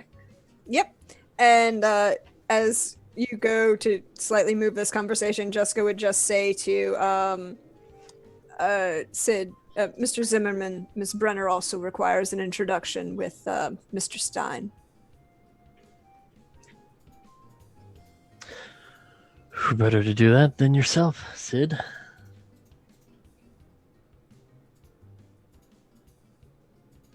I think I want to go back in the ring. Oh, That was come truly a on. request. Yeah, I'll do it. I'll get to it. Come with me, Miss Brenner. Let's go meet Unless, Shithead. Miss Pearson, you believe the prince would be entertained by more blood sport. Me too. I think if you phrase it correctly, that she won't be inherently objective. She is a woman of good taste. True. So, why do you want to meet Why do you want to meet my sire? If you don't mind me asking. A long and private story. Why don't you like your sire, if you don't mind me asking? A long and private story, but one that I can definitely tell over a glass of something. There's an open bar. Then come with. Alex? Oh, I do enjoy hearing this story again. Certainly. Have you figured out your answer yet, Alexander?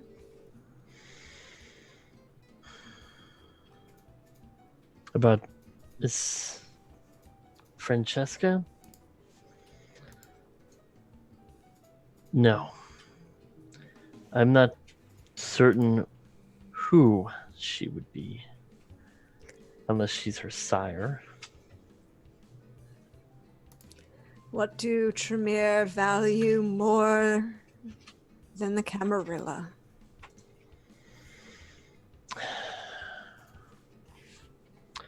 Bring me a drink when you come back. Very well.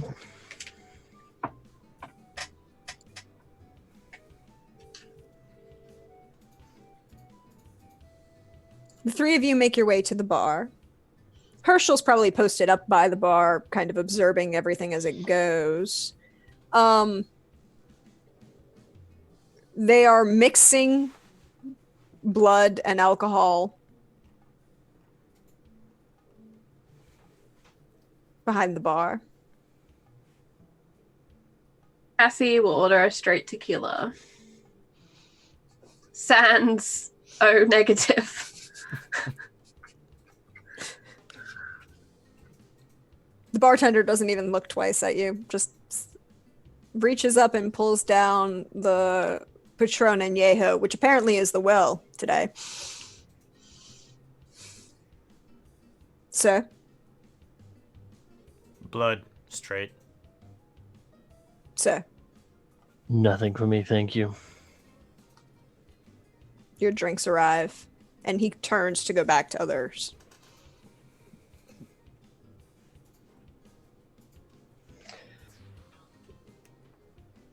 So, again, what is it with Eckard that you need, Cassie?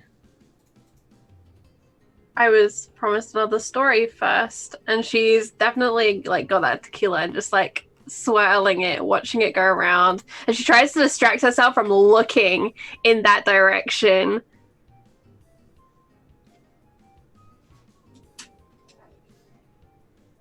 And then she'll look to Sid. If you don't mind. Well,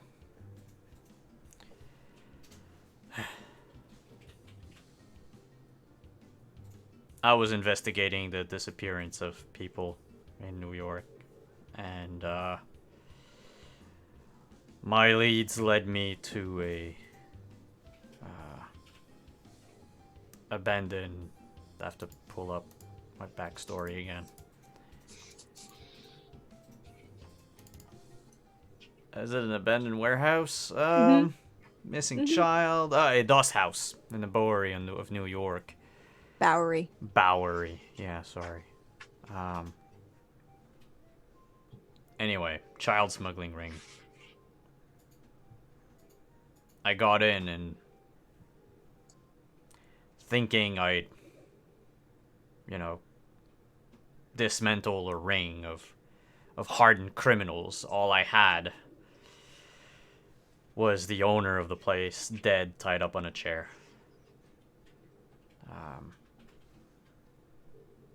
Next thing I know, I wake up in a warehouse near the docks and I have fangs in my mouth. And I'm being told by Shitface that I'm a vampire and Camarilla and blah blah Masquerade. blah. Yeah, all that jazz. Mind you, the learning was quick. In that it didn't last long before I jumped him. Clawed at his face and then ran away. He killed a cop. He didn't just kill her. Tore her to 13 pieces, scattered the pieces around her apartment, and painted in her blood on the walls.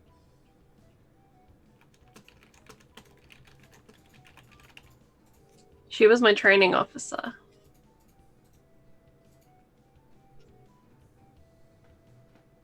Yeah, he's an asshole. She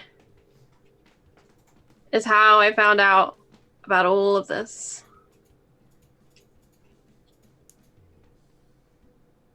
And I promised to kill him if I ever find him.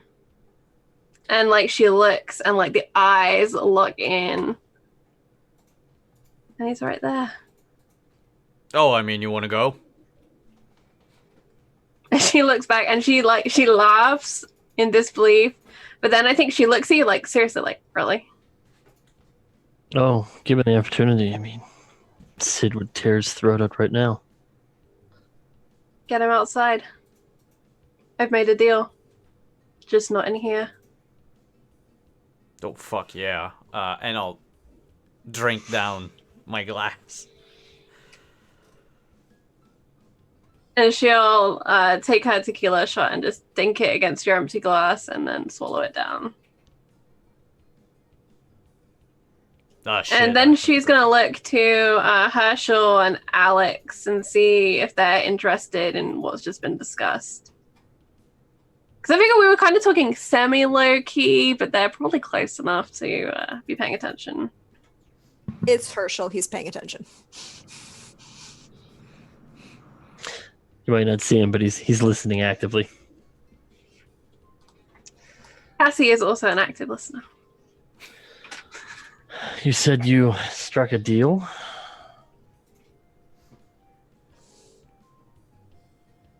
With who?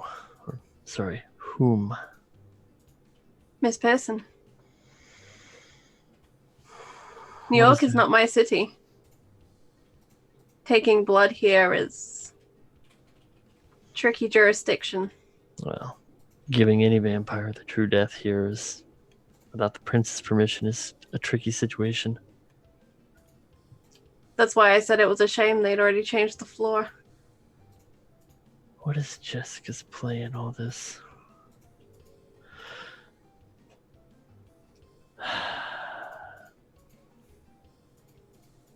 I'm interested to see what she has to gain out of Eckard's death. I mean, I know you pissed her off the other evening, but I don't think she's ready to murder him over that. It's probably an opportunity. Either Mr. Zimmerman wins and rises, or he dies and Miss Pearson loses nothing. Checks and balances, Alex. True. I mean, Sid, you know I'd never stop you if you wanted to do whatever to Eckard. I know how much you hate the man. Accidents happen so fast. New York is a dangerous city. This is very true. Would be a shame if something were to happen to him. And when we are done with that business, I'll split the profits on finding Bobby with you. I have a very interested party in Bobby's well-being.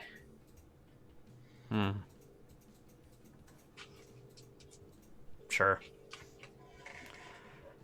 How long are you intending on staying in town, Miss Brenner? Until I'm finished with business. And then she glanced at Eckard. And pleasure. Well, and I looked at Alex. She's gonna get into trouble after the Eckard thing tonight. I figure we have empty rooms at the Brownstone. We do. Miss Brenner, you're more than welcome to take residence in our domain. Thank you. Again, she flips out a notebook and she'll pull out one of Keen's business cards and pass it over to Alex. Should you ever need anything on the other coast, call the number. Thank you. I'll tuck the card away. Herschel, as the only person not actively participating in this conversation, can you roll me a perception alertness? I most definitely will.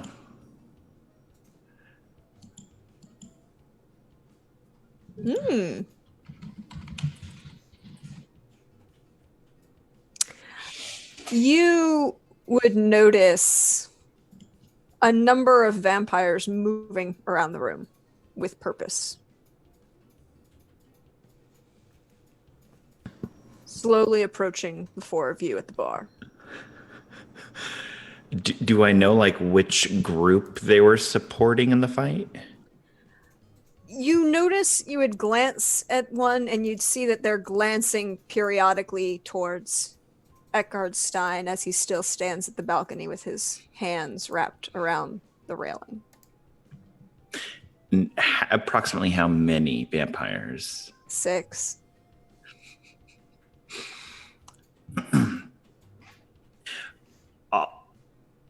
Trying to be inconspicuous as possible, I'll just send Sid a text that says, like,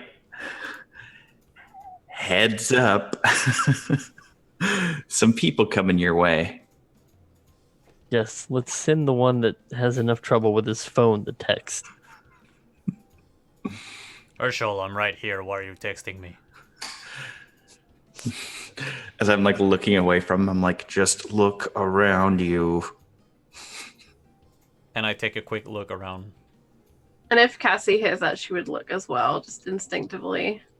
Sid, you definitely recognize a number of gangrel moving around the room with purpose Huh. towards you. Seems like Eckhard decided to unleash the Bloodhound Gang. I was never a fan of Bad Touch. Wait, what?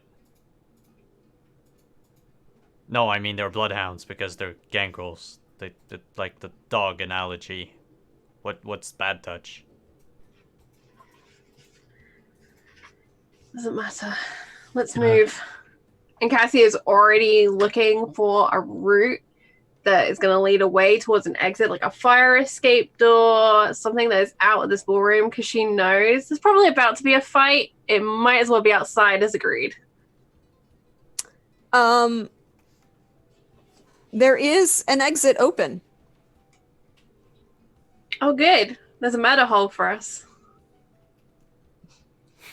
Only one. I say that.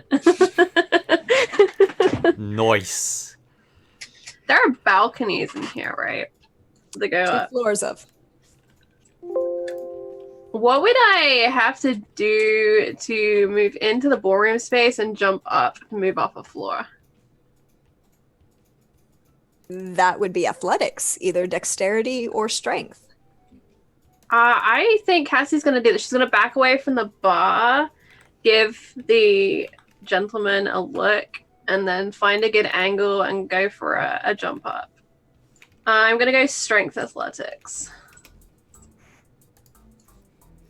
As the music changes. Mm-hmm. Any pool modifiers? No, right? Just standard 6. That's they're- not good, Cassie. Try again. well, you get to reroll that 10. I do. 1d10. Nope. 2 successes. You manage to jump up and grab the rail of one of the Primogen's boxes. Just because I like have to be- cat-like balance, if that is going to help in me not just instantly dropping back to the floor. Oh no, you wouldn't have dropped back to the floor. You've just grabbed the first floor Sure. rail, and you'll have to pull yourself back up. You manage, however, interestingly enough, to jump up onto the rail of the Bruja Primogen Arcadios Vasilou. Good evening. Why are you here? She adjusts her arms, swings her legs up and over. An escape route. I'm intrigued. The door's that way. Enjoy the chase scene. I always do. But this time I think I will like the review from the back a bit better. She rolls her eyes, and yeah, she'll start moving towards that exit. He is slightly cringeworthy. Sid and Alex and Herschel, what you doing as Cassie makes her way out? I'll follow Cassie. You're going up. Can you roll I'm me going that? up as well. I'm gonna burn a blood point so I can add an extra die on my. I guess it doesn't matter strength or dex. So you said that in athletics. Mm-hmm. Okay. I mean, you're jumping for a balcony. It's just straight athletics.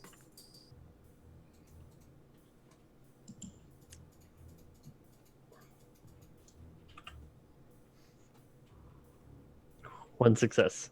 You jump up and manage to grab the edge of the railing with one hand. It will take you some time and a little bit of effort to pull yourself up.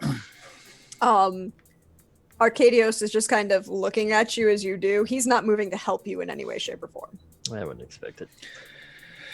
So after I pull myself up and pass by, I'll tell him, "Nice outfit in Russian," as I leave. I mean, he's still stylish and rocking that look. I mean, full fur cape, slight, like fashion interpretation of a Cossack uniform. Actually, I'll tell him, nice suit. Sorry about the tough loss, and then leave. Do svidaniya. Shrug emoji. Alex does like to live dangerously. Herschel, what you doing? So I feel like I've done a good job of trying to not draw attention to myself. Could I just activate like unseen presence and be like, oh wow, like look at those guys? I will let you. I will let you do so. Because my strength athletics is not that good. Sid, How many of them are coming towards me? 6. And you see Eckhart just actively glaring at you and watching. I would not recommend diving into the Bruja box, Sid.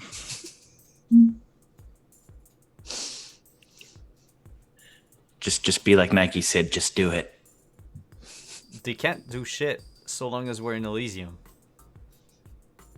So This is true. I order another glass. And I keep staring at Eckhart. I'll cover your escape.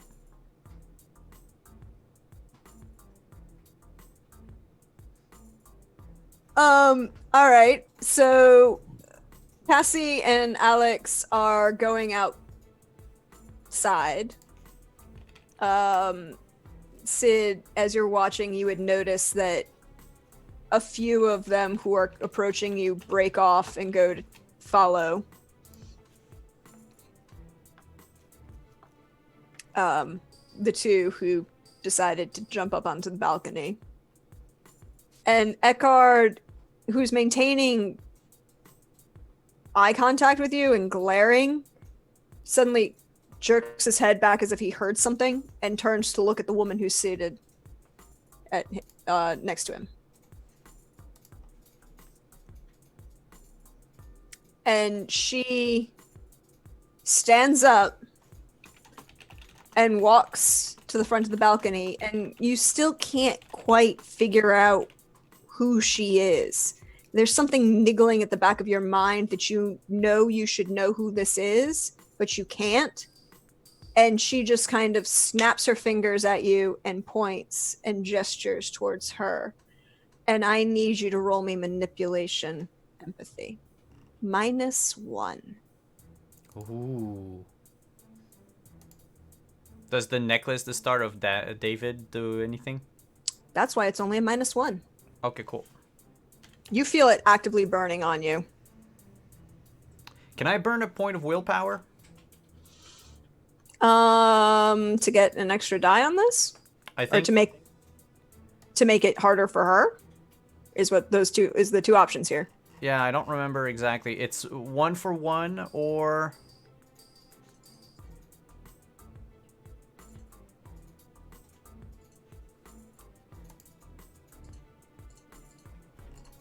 Yep. It increases her difficulty. yeah, I'll you know what? Never mind. I won't. Difficulty 6? No, difficulty 7. Okay, so -1 to my pool and difficulty 7. I got nothing. You start walking towards her. It's odd. You don't want to do this. Mm-hmm. But you are. It's uncontrollable. It's something innate that you feel like you are fighting against, but you can't deny her whatever she wishes.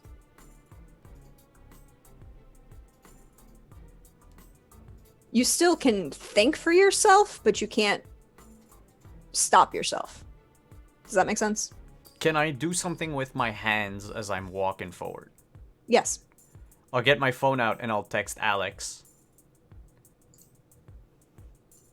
Got caught in a spell. I'll be right there. Alex, what do you say to that? Fucking Tremere. You see her, Sid, turn and speak to Eckhard, and then you see Eckhard leave. Cassie, as you are running, are you running away or are you running towards? I think if she's seeing Eckhard moving, she's moving towards Eckhard. You see him come out of the back of the box and look around and then stare at you and step as if she's opening the door and waiting for you to enter.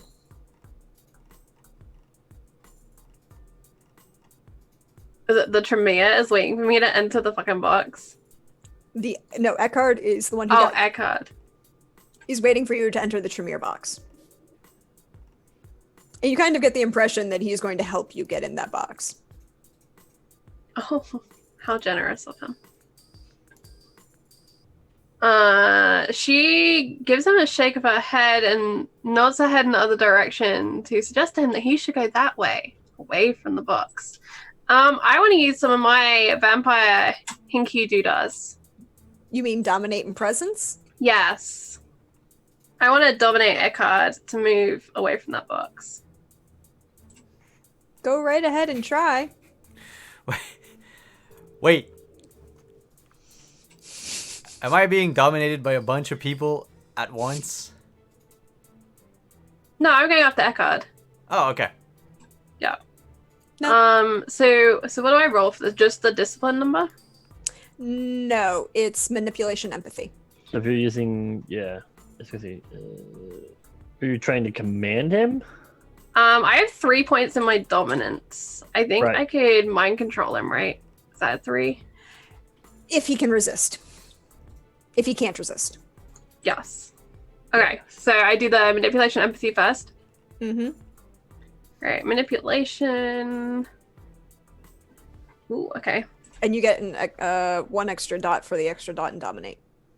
So you get one extra dice to your pool for the dot and dominate. I've got 3 dots in dominate. Yeah, so what I'm saying is like because you have the third dot, you get an extra. Oh, I see. Okay.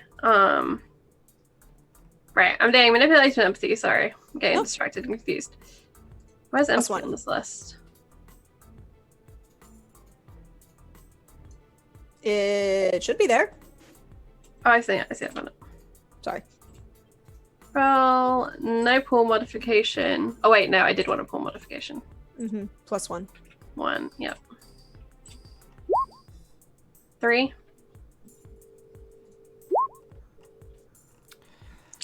Gosh darn it. You try, and as you do, you realize that there's something in the way. And I think she looks really intrigued by that. And I think at this point, I probably need to make a willpower check, not to just try and kill him right here. I would ask for that. Yes, please.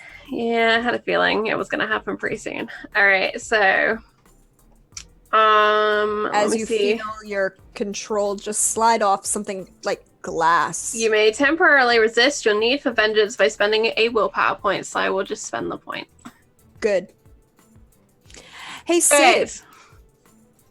you're walking up. Alex, what are you doing as you see this kind of stare off in the hallway? Being image for myself, I'm aware I'm assuming she was trying to command him to go outside. Yep. Okay. And that didn't work because I'm assuming the Tremere are working their little magic side towards things. So I'm assuming she stopped in the hallway and didn't enter the box. She's just staring at. Imagine they just like stood there like face offing, like Like the two of you are on opposite sides of this doorway at this point, just staring at each other. And I'll finally catch up with Cassie and look at her, then look at Eckhard and kind of put 2 and 2 together and go see if I can command Eckhard to go outside. Go right ahead and roll that manipulation empathy. Command's actually manipulation, intimidation. Okay, manipulation, intimidation. Okay. This is getting good. Okay.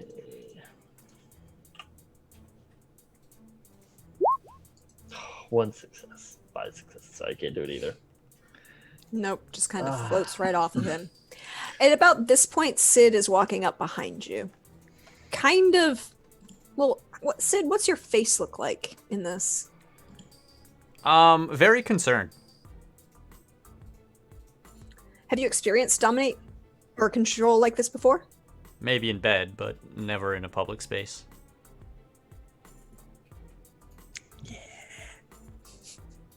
What you and Alex get up to in your private lives is none of my business.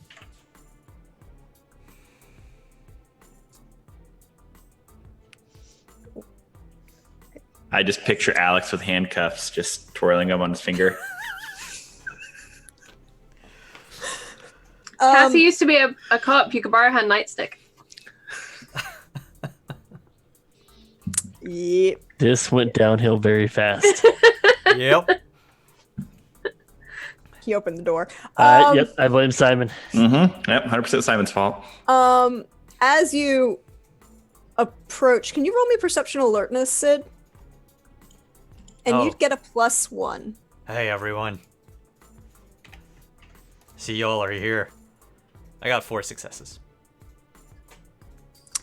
You would notice Sid as Eckhard is glaring off with Cassie and Alex.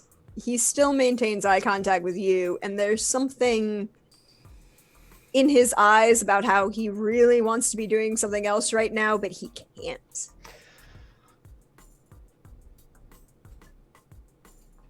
Same boat? I'm gonna break my glance and look at Cassie and go, we have 2 options. We go in this door or we grab Sid and we get the hell out of here. The trimming her up to something. She takes a breath even though she doesn't need to breathe. An old habit that refuses to die. And looks to you and just through gritted teeth outside.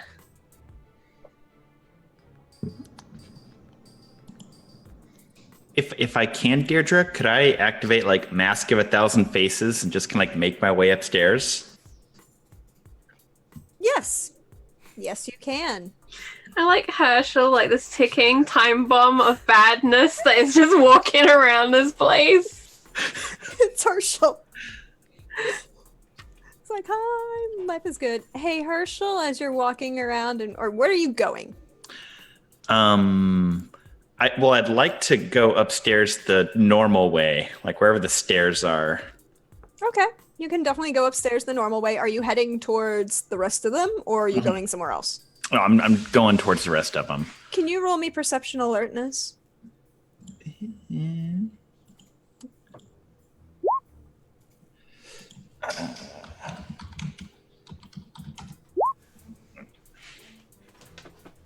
You see Larissa Weissman turn to the woman who you still can't see at this moment and lean over, nod, and act very deferential to her as she stands up, walks to the door.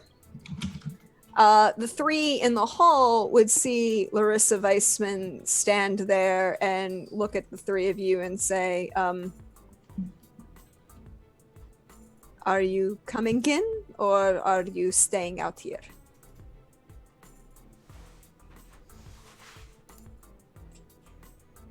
What the fuck is going on, Weissman? She wishes to speak to her dogs. I do not interfere. Eckard's your dog. I never said he was mine. He's in the box. He's in your company. And she outrules me. Zimmerman, so nice to see you again.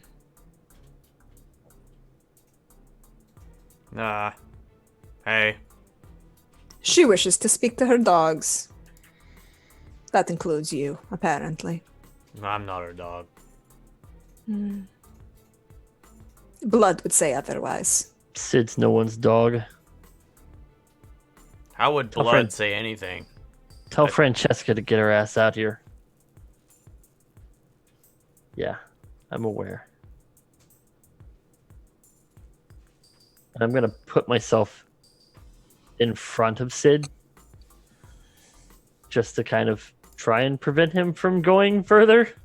He seems to have stopped, but there's this desire to still walk forward.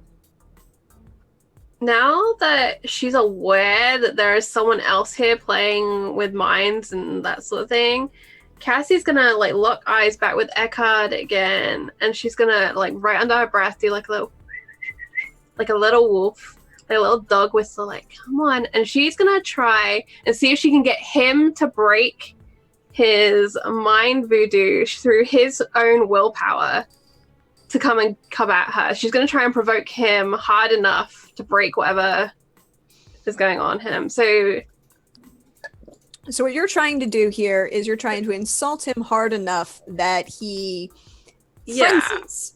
Yeah, I'm thinking like manipulation something. You can go ahead and roll, but I want to be clear here. You want him to frenzy in Elysium. No, she doesn't want to frenzy. She wants him to break whatever is holding his brain so he can decide what he wants to do. That's not on her. She's not commanding him to do anything. She's just poking the bear until the bear breaks. Gangrel and frenzy's not a good thing anywhere.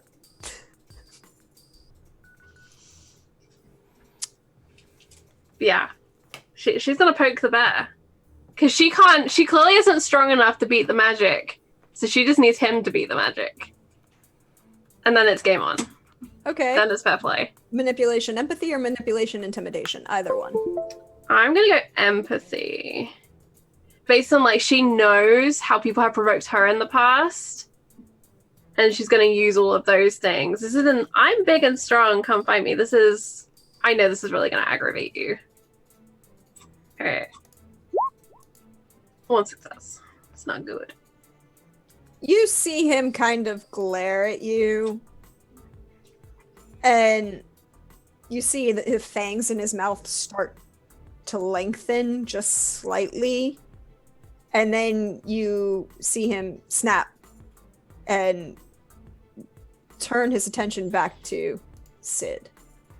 God damn it. Under her breath, she kind of says to Alex, whoever that is very strong. Yes, very. And I don't know who, but if a Primogen looks up to her, that's not a good thing. Let them have the meeting. We can't do anything here. And I'll step aside and let Sid continue on. Cassie's definitely not happy, but... Are the rest of you coming as well? Larissa says to the three of you. It's not my business. And I'll follow Sid in.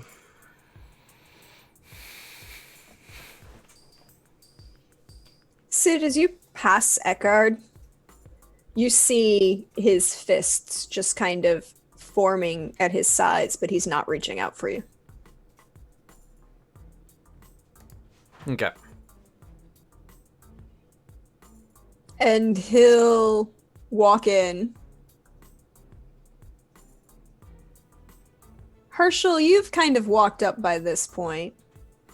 You see what's going on. What are you gonna do? I don't really think there is anything. Like, I'll keep my mask on as somebody else, but like in the scene of the shot, I would be like a bystander. Like, oh yeah, that's really weird. Like, okay. I just want to witness. Like, you want to be a witness. Yeah. Sid and Eckhard have walked in. Alexander has walked in. Larissa's standing there staring at you, Cassie, and closed the door behind the other three. But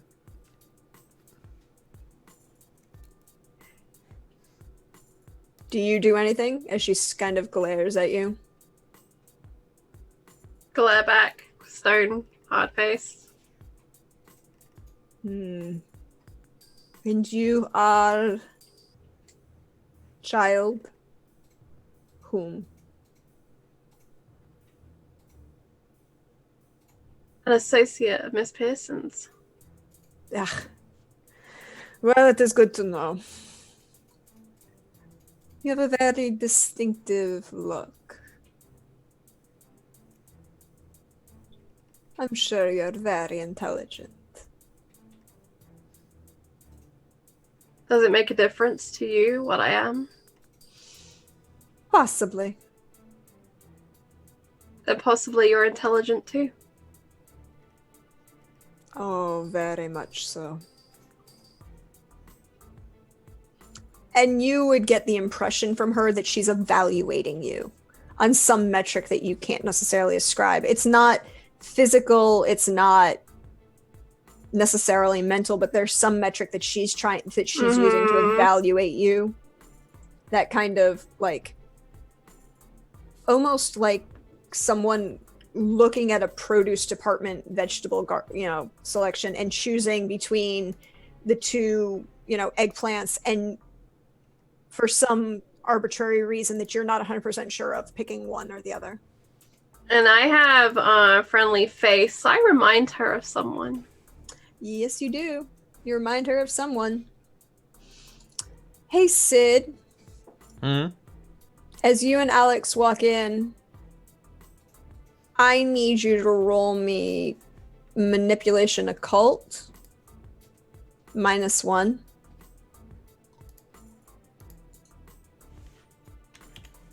Difficulty? 6. I only get the 1 success.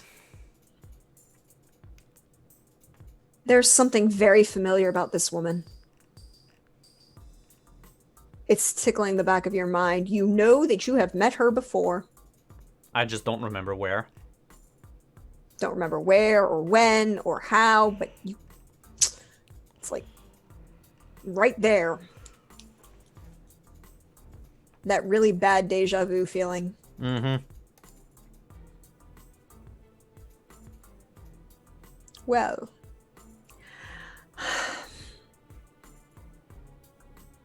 isn't this a pleasant surprise? I called for 2 of my dogs and I get... What are you doing here, Mr. Erickson? I'm here to see that my friend is not harmed.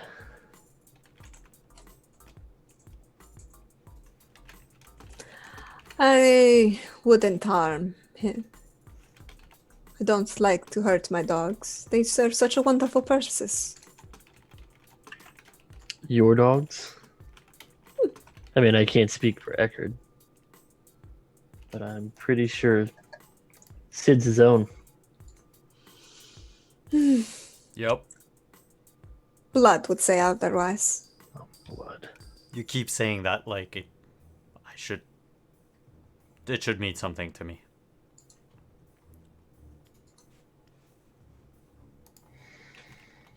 Oh, that's right. Eckerd failed in your education. But, it's okay. The blood doesn't lie. And I'd like to know how my puppies are doing.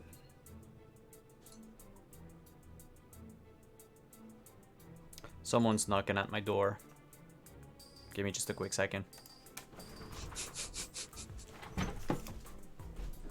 Cassie, what are you doing in the hall? I think she's been kind of making a show as she's been evaluated, trying to do as much as she can to be like, poker face, no poker face. Look at me, don't look at me. Like, you know, playing that game where you know someone is like trying to read you and you're just like, sure. Actually, you know what? Fuck you. And just like going back and forth on that.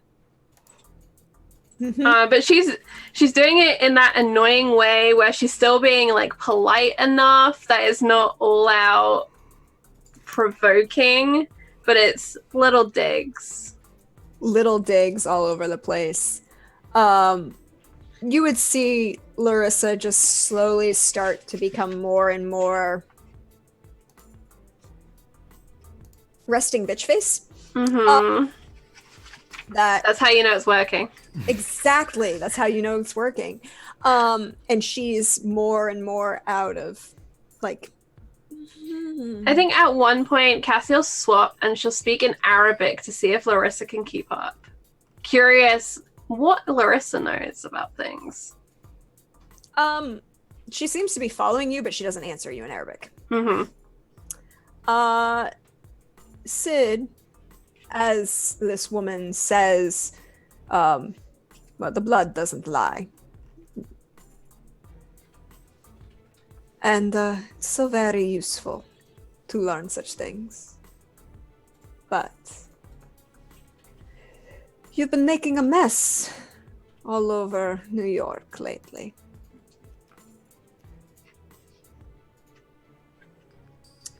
And I want that mess cleaned up. So, Then hire a cleaning crew yourself. And you can notice that Alexander's getting more and more frustrated. You have your own dog. I think I could clean up the mess.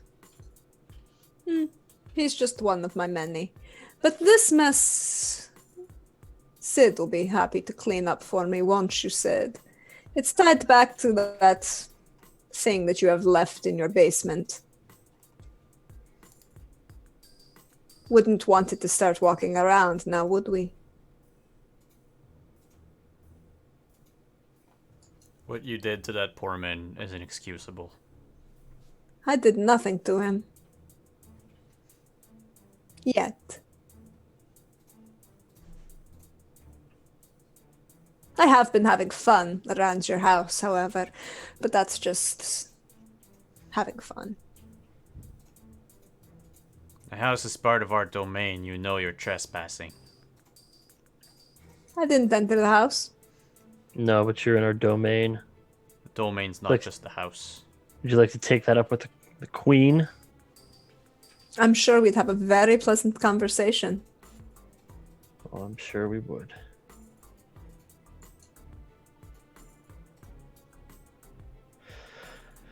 You can knock off the blood magic, Francesca.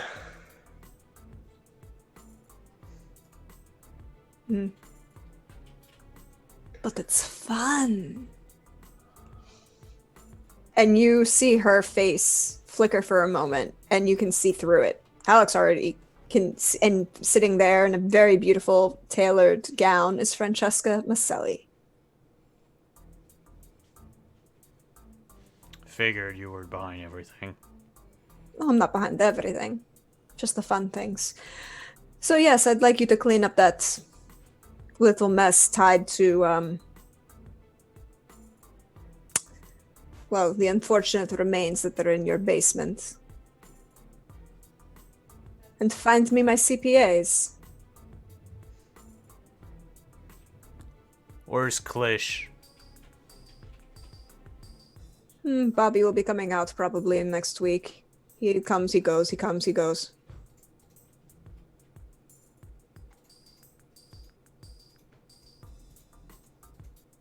I don't know what to think. You seem like you're the worst kidnappers ever. I don't actually engage in kidnapping. Why would I when I can just have Eckhart or any of his line?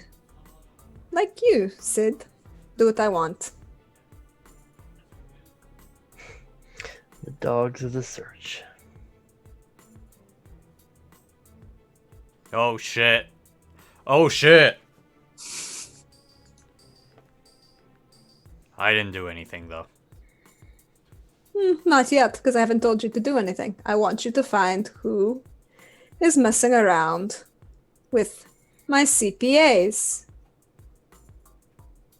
Simple. And no, I'm not involved in kidnap for profit.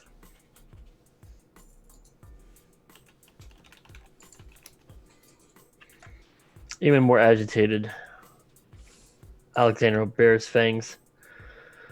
The fuck do you want for these CPAs? I want my money back. It's very simple. Why do you think that this is some big...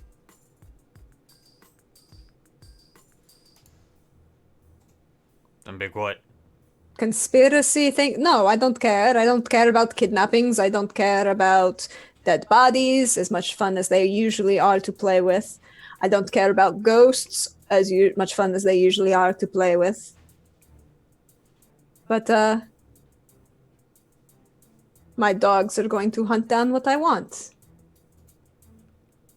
Not working And with then... them. I don't care. You will find me what I want.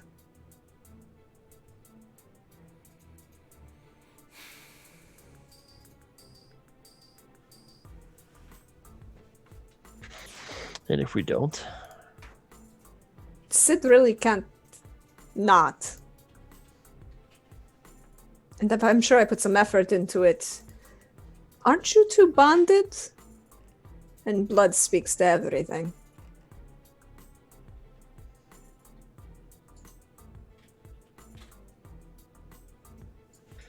I don't really see how that's any of your concern. Blood always shows, darling.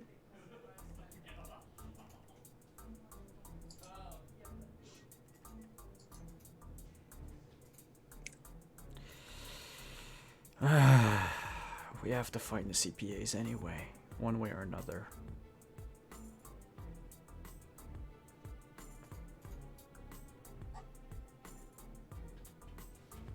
And one wouldn't want anyone to be telling tales out of sorts, now would we? Gentlemen, can you roll manipulation occult? No modifiers? No modifiers.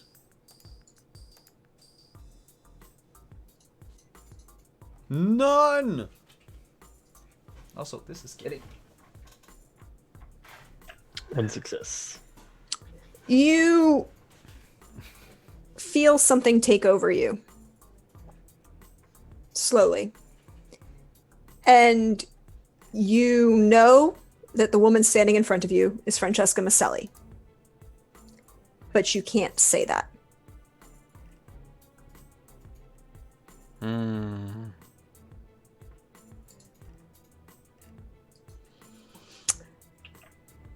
Herschel, Cassie, what you doing? Apparently, Cassie's mean mugging me. I think if Cassie's done playing with the girl whose name I've already forgotten, Larissa. that's the one. She's done kind of with that conversation. Maybe she looks off boredly and she starts taking in the crowd because she knows there were Grengels after us previously. She knows there's a lot of people in this place, a lot of ears, a lot of eyes, and so she's just gonna scan, like, who's around on this level near these doors. Very few people, because these are the boxes for the primogens. So you see a couple, like, obvious schools who don't pay attention to anything but their, wait staff in, out, that's it, they're done. You don't see anyone else kind of hanging around. You do see, that's about it. No one really hanging around here because, well, who's going to bother the Primogen Council when they're at leisure without an invitation? Mm-hmm. Are there any fire exits on this floor? Yeah, there's one like 100 feet from you. Okay. She's just mentally noting where people are, where the exits are, and kind of begins to look bored. How far is it from here round to, like, the next box? We've been past the Bruja box. Mm-hmm. Ahead of us is the Grengel box, I presume, with Yep. the Tremarin. Who's beyond that? The Malkavians. Oh, I don't want to get them. Who's beyond that? I mean, going that way is that you'd hit the end of the wall because the Okay. Malkavians and Gangrel. Oh no, wait, there is one further on. It's the Nosferatu. I mean, She That's she a good might box. excuse herself and go as if she's going to go down to the Markavians, because I think she just was told that Bobby is a Markavian, correct? Mm-hmm. Yeah, she's going to go down to the Markavians. She's got business. Take care. Larissa lets you walk by. And we're going to focus back inside for a moment. What are the two of you going to do as you realize you cannot say her name? This Look is at bullshit, Sid. Ronnie. No, I meant George. I meant Sylvia. I meant what is happening, Alex? Well, seems this bitch here won't let us speak her name. We'll find the CPAs. And then we'll come to get you, Eugene.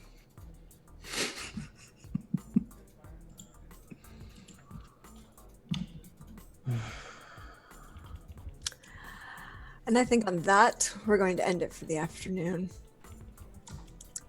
As Cassie is trying to figure out if she can find her missing Malkavian and wanting to have a more personal conversation with Eckhard Stein, Alex and Sid are struggling to have any self-control and can't acknowledge who's sitting in the box in front of them. And Herschel's walking around in the background, not knowing who's in the box. What's in the box? Yeah, pretty much. Like if this was like a movie scene, Herschel, like it would zoom in on like an inconspicuous vampire, like off to the side. He's just kind of like looking around, like, what else going on inside? And I think that's where we're going to end for today.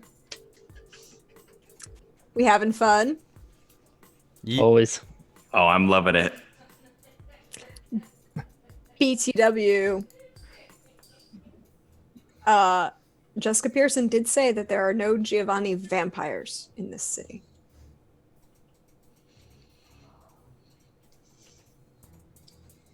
I love when the DM flags up something for you. Does this mean she hasn't been turned yet? Nope. Sid confirmed that she is a vampire. Oh, she's dead. Or no, well, not Sid. Herschel has confirmed that Francesca is a vampire. Oh, yeah, that's right. Yeah, Herschel, we're going to talk about your taste in women. This is a long time ago, all right? Well then, thank you everyone for coming. Thank you to all of you that hung out in chat. Thank you for those who donated, who followed. Thank you to all of you watching on YouTube. It's always greatly appreciated. I am Simon at Wandering DM. This stream, like all of our streams here, was sponsored by Mage Press. You can go to their store at store.mageandpress.com. Use code WanderingDM to get 15% off. Before we leave, let's just go around the table. Tell us who you are, where we can find you on the internet. And let us start with our storyteller. There, we'll go like reverse order. Oh, hey, all. You know me. I'm at Deirdre Donlan on Twitter or Praxico Thesmiaphora as you see me hanging out in the Twitch chat. I had a lot of fun. Thank you so much for coming to play, Charlie. I loved it. I love having new things and new toys to play with. My desk currently does look like a crazy person's, but it works. As for me, you will find me on Monday over on Role Players for some Age of Arcana fun as things are getting interesting there. And then Tuesday for some Dark Matter. And but other than that, check my Twitter. I always post where I'm going to be, and I have a pinned tweet right now with the game that I published. If you are interested in Greek women of myth and literature and how sometimes you don't need to be holding a sword to win, go check that out. But always check my Twitter. I post where I'm going to be. Thank you so much, and thank you all for playing. Thank you for having fun with this. We'll go to Urshel and Alexander, and then we'll finish with Cassie. Urshel. Yeah, again, Simon, Deirdre, sorry about the long break that I had, but I'm very glad to be back. This is, it's great. I love it. I'm at Thragon on Twitter. I don't post a whole lot, but I definitely follow and look at other people's stuff and like and retweet a bunch of stuff. So, yeah, there's that. And I'll pass it to Alex. the next guy. Hey, I'm Scott. I'm at Berserker_Rage on Twitter and in the Twitch chat. So you can find me at those places, or you can find me here on Saturdays doing the wonderful family stuff, being the other better half of the Vamp Dads. And our guest for today, thank you so much for coming. Charlie, where can we find you on the internet? Thank you so much for having me. This has been a blast. First time playing Vampire the Masquerade on stream. I played a tiny bit of that, which we shall not name Masquerade. This was a lot of fun. Thank you so much to Deirdre for making the time to make Cassie with me, and for all of you for letting me wander in and help with the mayhem that is being caused. You can find me at Encounter Roleplay, and you can also find me at Frost from Fire on Twitter. That's my personal account. Things that I would like to plug. I really want to plug that on Wednesday is going to be the finale of May Black Roses Bloom over on Tales from the Grim. It's going to be a big one. Just major shout out to Don and Greg and that whole team, because we're all going to be there. It's 8 p.m. Eastern on Wednesday night. Come check that out. I want to see if you guys break the record for last week's. Yeah, it could be a very long one. I think we hit like 6 hours last week. Yep. We're going to go further this week, probably. They just killed Lord Soth, so if you know anything about Dragonlance, Ravenloft, come check it out. That's going on. Simon's been in it. Deirdre's been in it. It's a whole team, family thing. The other thing I would love to plug, which is kind of a scoop because it's not actually been officially announced till tomorrow, is on Friday we are having a one-shot for the Star Trek Strange New Worlds brand new adventure book, which isn't published until the 24th. So this is the first time probably that you'll be able to see it played online. That is 2 p.m. Eastern over on Encounter Roleplay. Everyone is in costume. We are boldly going where no one has been before because the adventure's only just come out. And that's the Modiphius 2D20 system. So super excited for that. Nice. What time is it again? It's 2 p.m. Eastern on Friday the 25th. Also, if you want to come play with Encounter Roleplay, we have a monthly meat grinder for charity next weekend on the Sunday. It's a 5e joust. Sign up is via Encounter Roleplay Discord. So if you want to jump in, come play. We're raising money for cancer charities this month, so it's all in the name of a good cause. So that's everything. A lot to plug, a lot going on, but yeah. Thanks so much. Well, thank you for coming. And I know we've talked about it in the green screen, but if we have anything to announce, like a recurring presence, we'll do that over on Twitter officially. But in the meantime, you can catch us next Tuesday for some Dark Matter at 8 p.m. Eastern, D&D in Space, our 4th season, and then next Friday, you can find me over on Off the Table playing Randall, the pirate captain in Adventures in the Wild Blue, which is Adventures in the Dark Blue, I think, or the Dark something. Anyway, it's a Lady Blackbird prequel campaign. If you followed the main campaign on Off the Table and Scraticus Academy, this is basically a prequel that takes place 7 years before. And I'm playing a pirate captain that nobody likes because he's a complete evil person. You can also find me and Deirdre on Monday for some Age of Arcana over on Role Players, and stay tuned over the weekend. I will be announcing the new show that will replace Castle Falkenstein on Fridays here on Wandering DM, and we'll have a casting call open for some players. But what show is it? I'm not saying. I'm putting out a teaser that I made. That's like 8 gigs because compression sucks with After Effects. But I'll post that on Twitter most definitely tomorrow. I don't know when during the day, but I'll have that done tomorrow. So, ciao everyone. Before we leave, let's go raid a friend. Let's go see who we have that we can raid. I closed my browser window while we were talking because I'm... Looks like Scrat, Tall Squall. Let's go raid Tall Squall. Let's go see who we have. Why not? Playing the Vice, I think, today. Yep, and their charity drive. Yep. So let's go and spread the joy of TTRPGs and all the good things, and we will see you next week.